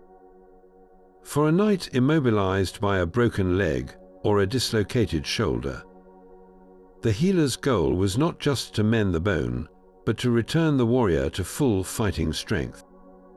This required a carefully graduated plan of physical rehabilitation. Initial rest was always prescribed to allow the initial healing of tissues, but this was quickly followed by passive movements. A therapist or a trained assistant would gently take the injured limb and slowly, carefully, move it through its natural range of motion. This prevented the joints from seizing up and the muscles from atrophying completely. As healing progressed, the patient would be instructed to begin active movements, perhaps squeezing a ball of soft wax to rebuild grip strength after a wrist injury, or using a specially made wooden device with pulleys and weights to gradually retrain the muscles of a wounded arm. For leg injuries, they might progress from simply standing with support to taking a few cautious steps, often using a custom-made crutch, and eventually to walking longer distances. This entire process was a form of applied kinesiology, a practical understanding that strength and mobility could only be reclaimed through progressive, controlled use. Alongside these exercises, the art of therapeutic massage was a cornerstone of medieval physical medicine. This was far more than a simple rub-down. It was a deliberate practice known as anatripsis, a term borrowed from Greek medicine meaning to rub up. Healers used their knowledge of anatomy to manipulate soft tissue, working with oils infused with herbs like arnica or St. John's wort to reduce inflammation and ease muscle stiffness. They employed techniques to break down scar tissue that formed around a healing wound, knowing that this tough, fibrous material could permanently limit movement if left unchecked. For a noblewoman suffering from what we might now call tension headaches, or a stiff neck from hours of embroidery, a physician might prescribe massage to the shoulders and scalp to relieve the tight muscles. They understood that manipulating the body's soft structures could improve circulation, reduce pain, and restore suppleness, principles that remain fundamental to physical therapy today. Perhaps the most holistic of their practices was hydrotherapy, the use of water for healing. This took many forms, from the warm, soothing baths available in public bathhouses to more targeted treatments. For a patient with aching joints or stiff muscles from a life of hard labor, immersion in a hot bath was a standard prescription. The heat would relax muscle spasms and increase blood flow to stiff joints, providing significant relief. Conversely, for a fresh sprain or an inflamed wound, they might recommend cold compresses or even immersion in cool water to reduce swelling and numb sharp pain. Some advanced medical texts even describe early forms of water-based exercise, suggesting that patients walk or move against the resistance of water in a shallow pool to gently rebuild strength without putting damaging weight on a recovering limb.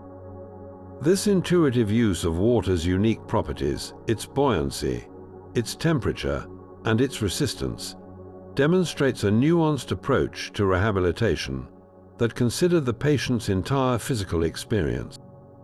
This commitment to movement as medicine reveals a final, crucial layer of the medieval medical mindset. They saw the body not as a static object to be repaired, but as a dynamic system that thrived on use.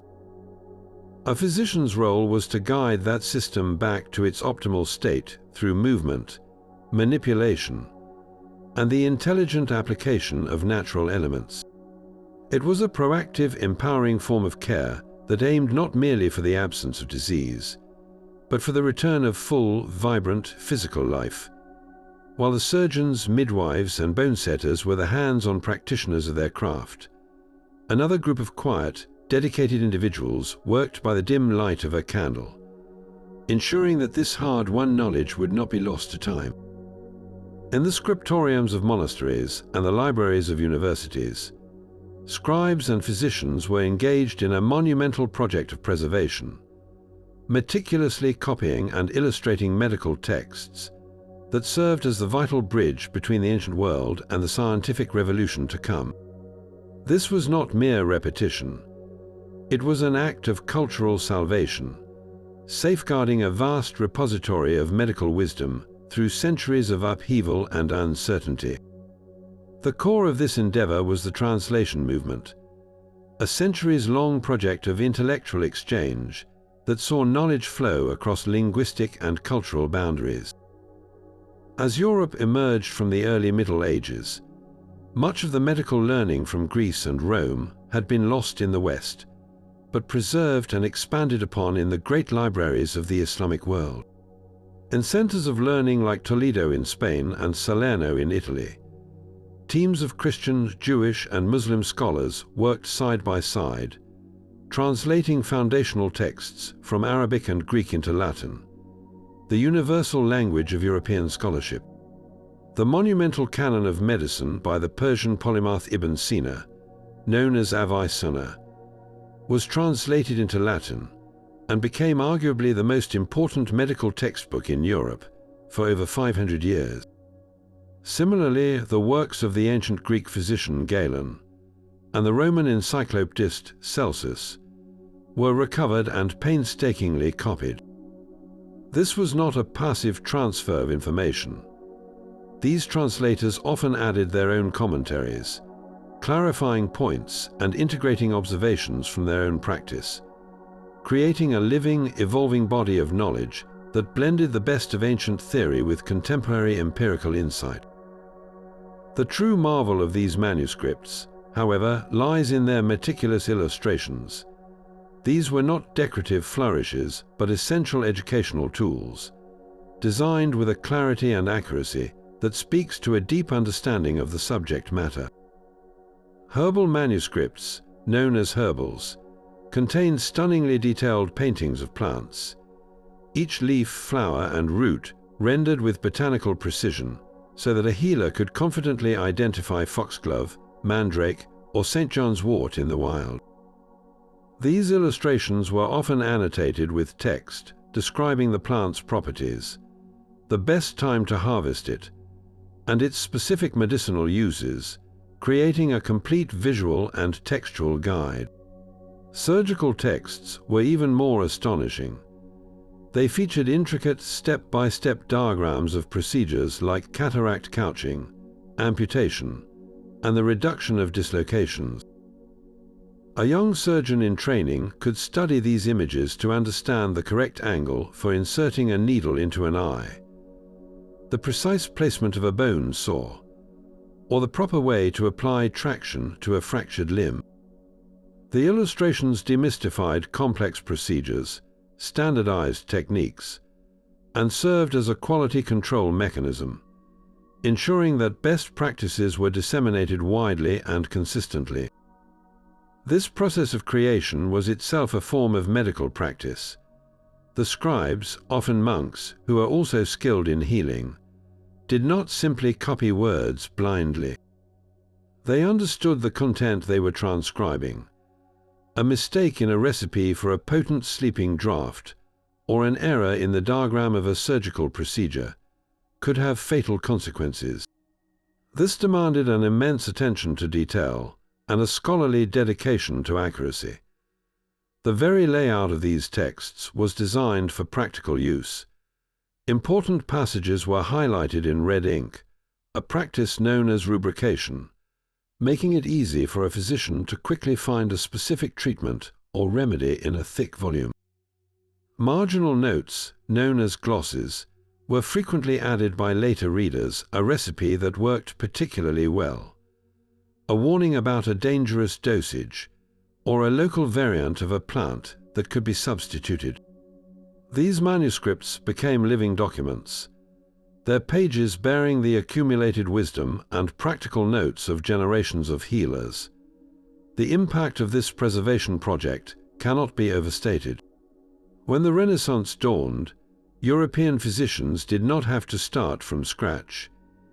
They had access to a vast, organized and illustrated library of medical thought that spanned 2 millennia and incorporated the wisdom of multiple continents.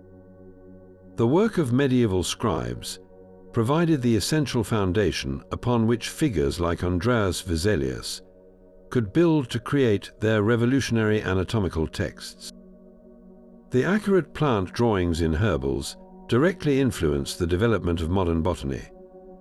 The detailed surgical guides ensured that complex techniques were not lost, but could be refined and improved.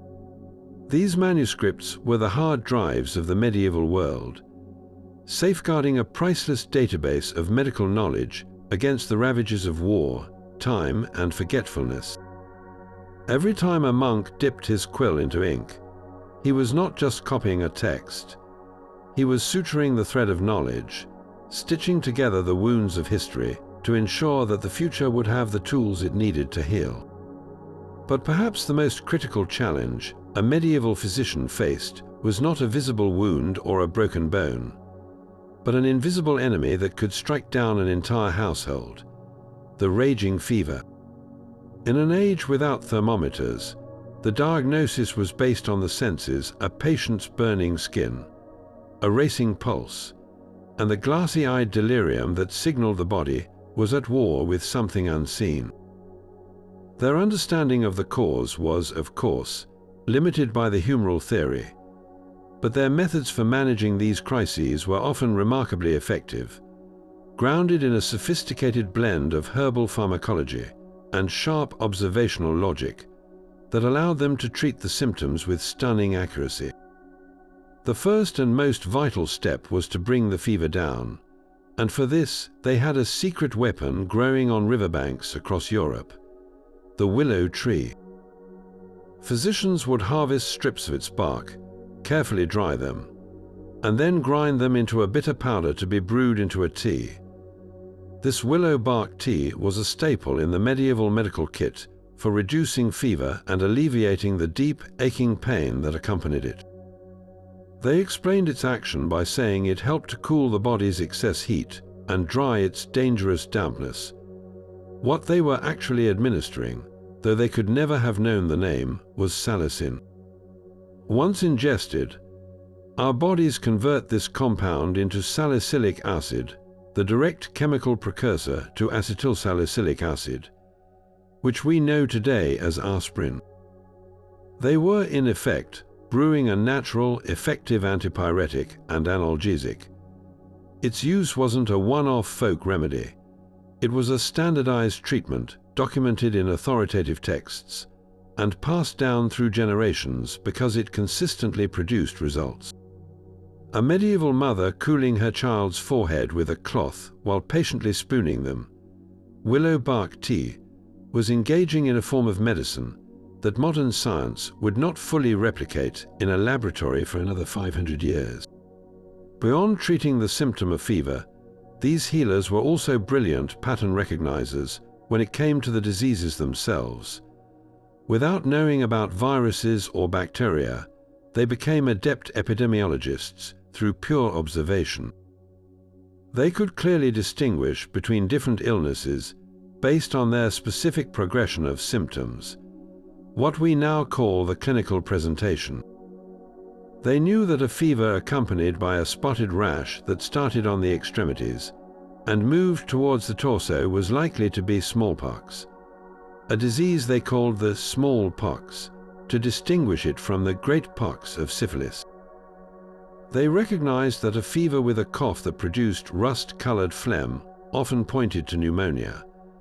And of course, they knew the horrific signature of the plague, the sudden onset of high fever, the painful swelling of the lymph nodes or buboes, and the rapid progression to death. This ability to categorize and predict the course of an illness was not an academic exercise. It was the foundation of their public health response.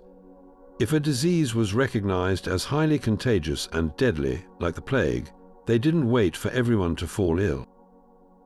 Drawing on that hard-won knowledge of patterns, they would act. This is where their practice of isolation, which we touched on earlier, becomes even more impressive. When a household was suspected of harboring the plague, officials would literally board up the doors and windows, marking them with a red cross as a warning. The family and their servants were forbidden from leaving for a mandated period, often 40 days. To our modern sensibilities, this seems like a death sentence, a cruel act of abandonment. But from a purely epidemiological standpoint, it was a brutally logical and effective form of quarantine. It recognized that the illness could be carried from person to person, even by those who did not yet show symptoms. By containing the entire household, they were effectively containing the outbreak at its source, breaking the chain of transmission to the wider community. It was a policy born of desperate necessity and sharp observation, a pragmatic sacrifice of a few to save the many. This combination of targeted herbal treatment and proactive containment reveals a medical mindset that was far more sophisticated than we often credit. They attacked the fever from the inside with natural chemistry, and from the outside with social policy. They used willow bark to fight the fire within the body, and used quarantine to stamp out the embers before they could spread to a new host. It was a two-pronged strategy that addressed both the individual's suffering and the community's survival, a testament to their ability to work with the tools they had to create a system of care that was, in its own way, both compassionate and ruthlessly effective. Yet for all their skill in healing people, the true economic engine of the medieval world ran on 4 legs. A knight's warhorse was a fortune on hooves, a peasant's ox was his tractor, and a shepherd's flock was his family's savings account. The loss of a single valuable animal could spell financial ruin. This stark reality meant that the care of animals was not some rustic afterthought. It was a sophisticated and highly specialized branch of medicine in its own right. The medieval farrier and the livestock healer were essential practitioners, and their work to keep these creatures healthy and working resulted in a body of veterinary knowledge that was, in many cases, just as advanced as the care given to humans, and sometimes even more so. The most prized and studied of all animals was the horse. A knight's destrier, bred for strength and courage in battle, represented an enormous investment. Its health was a matter of life, death, and economic survival. This led to the creation of detailed manuals, the most famous being the works of Jordanus Rufus, a master farrier in the court of Emperor Frederick II in the 13th century. His text, De Medicina Equorum on the Medicine of Horses, became the standard reference for centuries. These were not simple pamphlets. They were extensive guides covering anatomy, diet, surgery, and pharmacology, reflecting a deep understanding of equine physiology. Rufus and his peers understood the importance of cleanliness in treating wounds, the need for proper splinting and casting for fractures, and even described complex procedures like removing cataracts from a horse's eyes or repairing hernias. Their detailed descriptions of symptoms and treatments show a level of observation that was truly clinical, tailored specifically to the unique biology of their equine patients. When it came to treating a wound on a valuable animal, the principles were the same as for a human. but the applications were often bolder and more pragmatic. A deep gash on a horse's leg was cleaned just as vigorously with wine or vinegar to prevent corruption.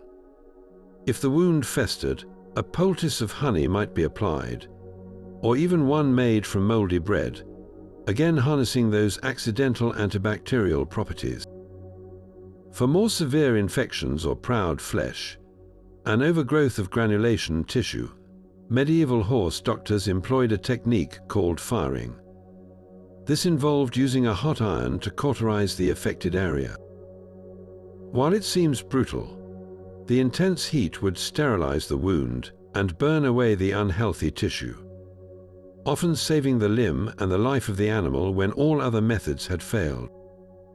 It was a calculated, aggressive intervention based on the grim logic that a severe burn was preferable to a fatal infection.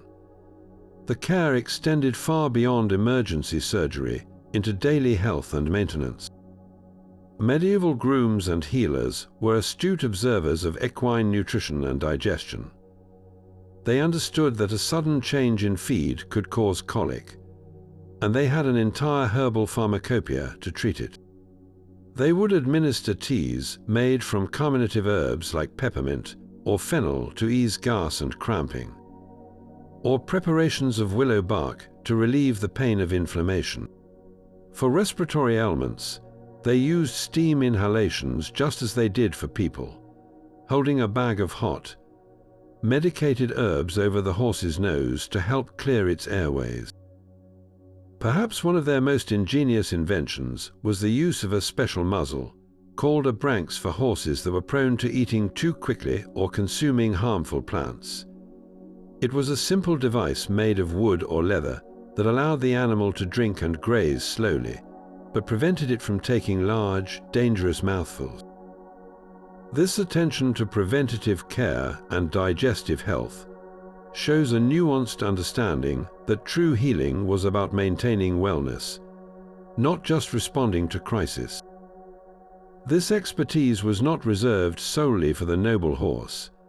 The health of livestock, the cows, sheep, and pigs that fed and clothed the population, was equally vital.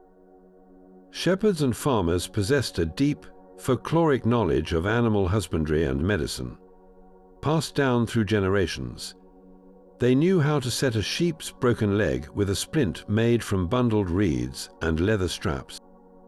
They could recognize the signs of common ailments like bloat in cattle, and had effective treatments, such as physically massaging the animal's side or carefully guiding it up a slope to help it release the trapped gas. They used their knowledge of plants to create medicinal drenches, pouring herbal concoctions down an animal's throat to treat worms or internal infections. They even practiced a form of early branding and isolation, moving sick animals away from the healthy herd to prevent the spread of disease, a clear parallel to the human quarantine practices of their time. This was practical, economically driven science. A farmer might not have been able to read the Latin texts of a court farrier, but his hands-on empirical knowledge of how to keep his animals productive was every bit as valuable and just as effective. And yet, for all their very real surgical skill and potent herbal knowledge, medieval healers possessed one final, profound insight that modern medicine is still striving to fully integrate: an intuitive, powerful understanding of the mind's role in healing. They operated in a world where the line between body and spirit was blurred, and this holistic view led them to craft treatments that worked not by altering chemistry or setting bones, but by harnessing the incredible power of a patient's own beliefs and expectations, a phenomenon we now call the placebo effect.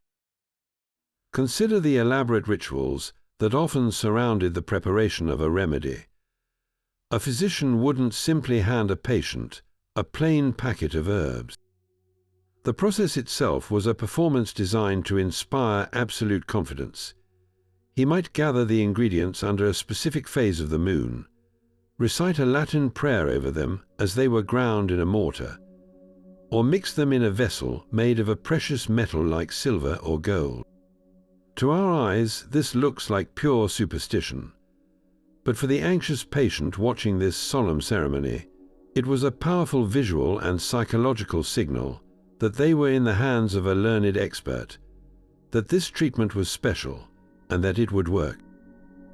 This wasn't deception. It was sophisticated theater with a very real therapeutic purpose. The ritual elevated the remedy from a mere substance to a potent symbol of hope and healing, priming the patient's mind and body for recovery. They also mastered the art of the elaborate but ultimately harmless intervention for vague or stress-related ailments. A nobleman complaining of a mysterious lethargy and melancholy, what we might call depression or burnout, might not be given a simple tea. Instead, the physician might prescribe a lengthy and complex regimen, a pilgrimage to a distant shrine, a strict dietary change involving rare and expensive foods, or a series of therapeutic baths at a specific, renowned spring. The travel, the change of scenery, the sense of purpose, and the belief in the sanctity of the cure often did exactly what the physician intended. They broke the cycle of the patient's ruminative thoughts, provided a new focus, and created a powerful narrative of healing in which the patient became the active hero of their own recovery story. The treatment worked because it gave the patient's mind a compelling reason to get better. This understanding extended to the very materials they used. Medieval medical texts are filled with recipes for sympathetic cures, where the appearance or origin of an ingredient was believed to transfer its properties to the patient. A potion for jaundice, which yellows the skin, might be made with saffron or goldensil, plants with a bright yellow color. A remedy for a heart problem might involve a plant whose leaf was shaped vaguely like a heart. We dismiss this as the fallacy of sympathetic magic, but it reveals a deeper truth. The healers were using powerful symbols to speak directly to the patient's subconscious. When a person suffering from jaundice drank a vividly yellow potion, it created a visceral, visual connection. They weren't just consuming a medicine, they were consuming the very concept of health, symbolized by the vibrant color they lacked. This powerful association could trigger very real physiological responses, reducing stress and potentially allowing the body's own healing processes to function more effectively. Perhaps the most telling evidence of their intuitive grasp of psychosomatic medicine was their treatment of lovesickness, a condition they took very seriously. A patient languishing from unrequited love might be prescribed not a potion, but a task, to engage in lively debate, to take up a demanding craft, or to immerse themselves in complex mathematical problems. The physician was essentially prescribing cognitive behavioral therapy centuries before the term was coined.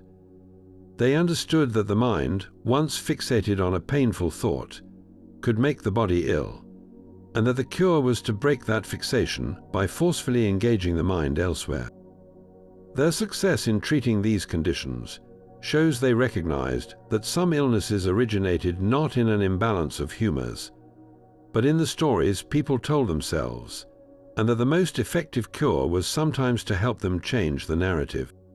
So as we pull back from the intricate tapestry of medieval medicine, a surprisingly clear picture comes into focus.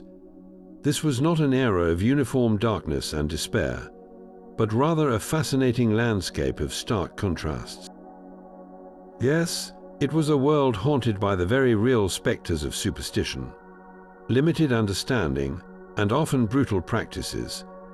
But woven right alongside those threads was a brilliant and resilient strand of empirical genius, a practical, hands-on wisdom born from relentless observation and a deep, necessary connection to the natural world. The true legacy of these healers isn't found in the bizarre potions or the flawed theories, but in their moments of brilliant, accidental correctness. They didn't know why honey cleaned wounds, They only saw that it did, and so they used it. They couldn't explain the cardiac effects of foxglove. They just knew it eased the drowning symptoms of dropsy. They applied mold to festering injuries without a single concept of penicillin. Guided solely by the glimmer of a result, they could not explain, but could not ignore. Their greatest strength was their pragmatism. On the battlefield, in the herb garden, and in the monastic hospital, they were masterful observers. They paid attention to what worked, refined those techniques through gruesome trial and error, and passed that hard-won knowledge down through generations. This history offers us a crucial lesson about the nature of progress itself. The journey of medicine is not a straight, clean line from ignorance to enlightenment. It's a meandering path, full of surprising loops and forgotten detours.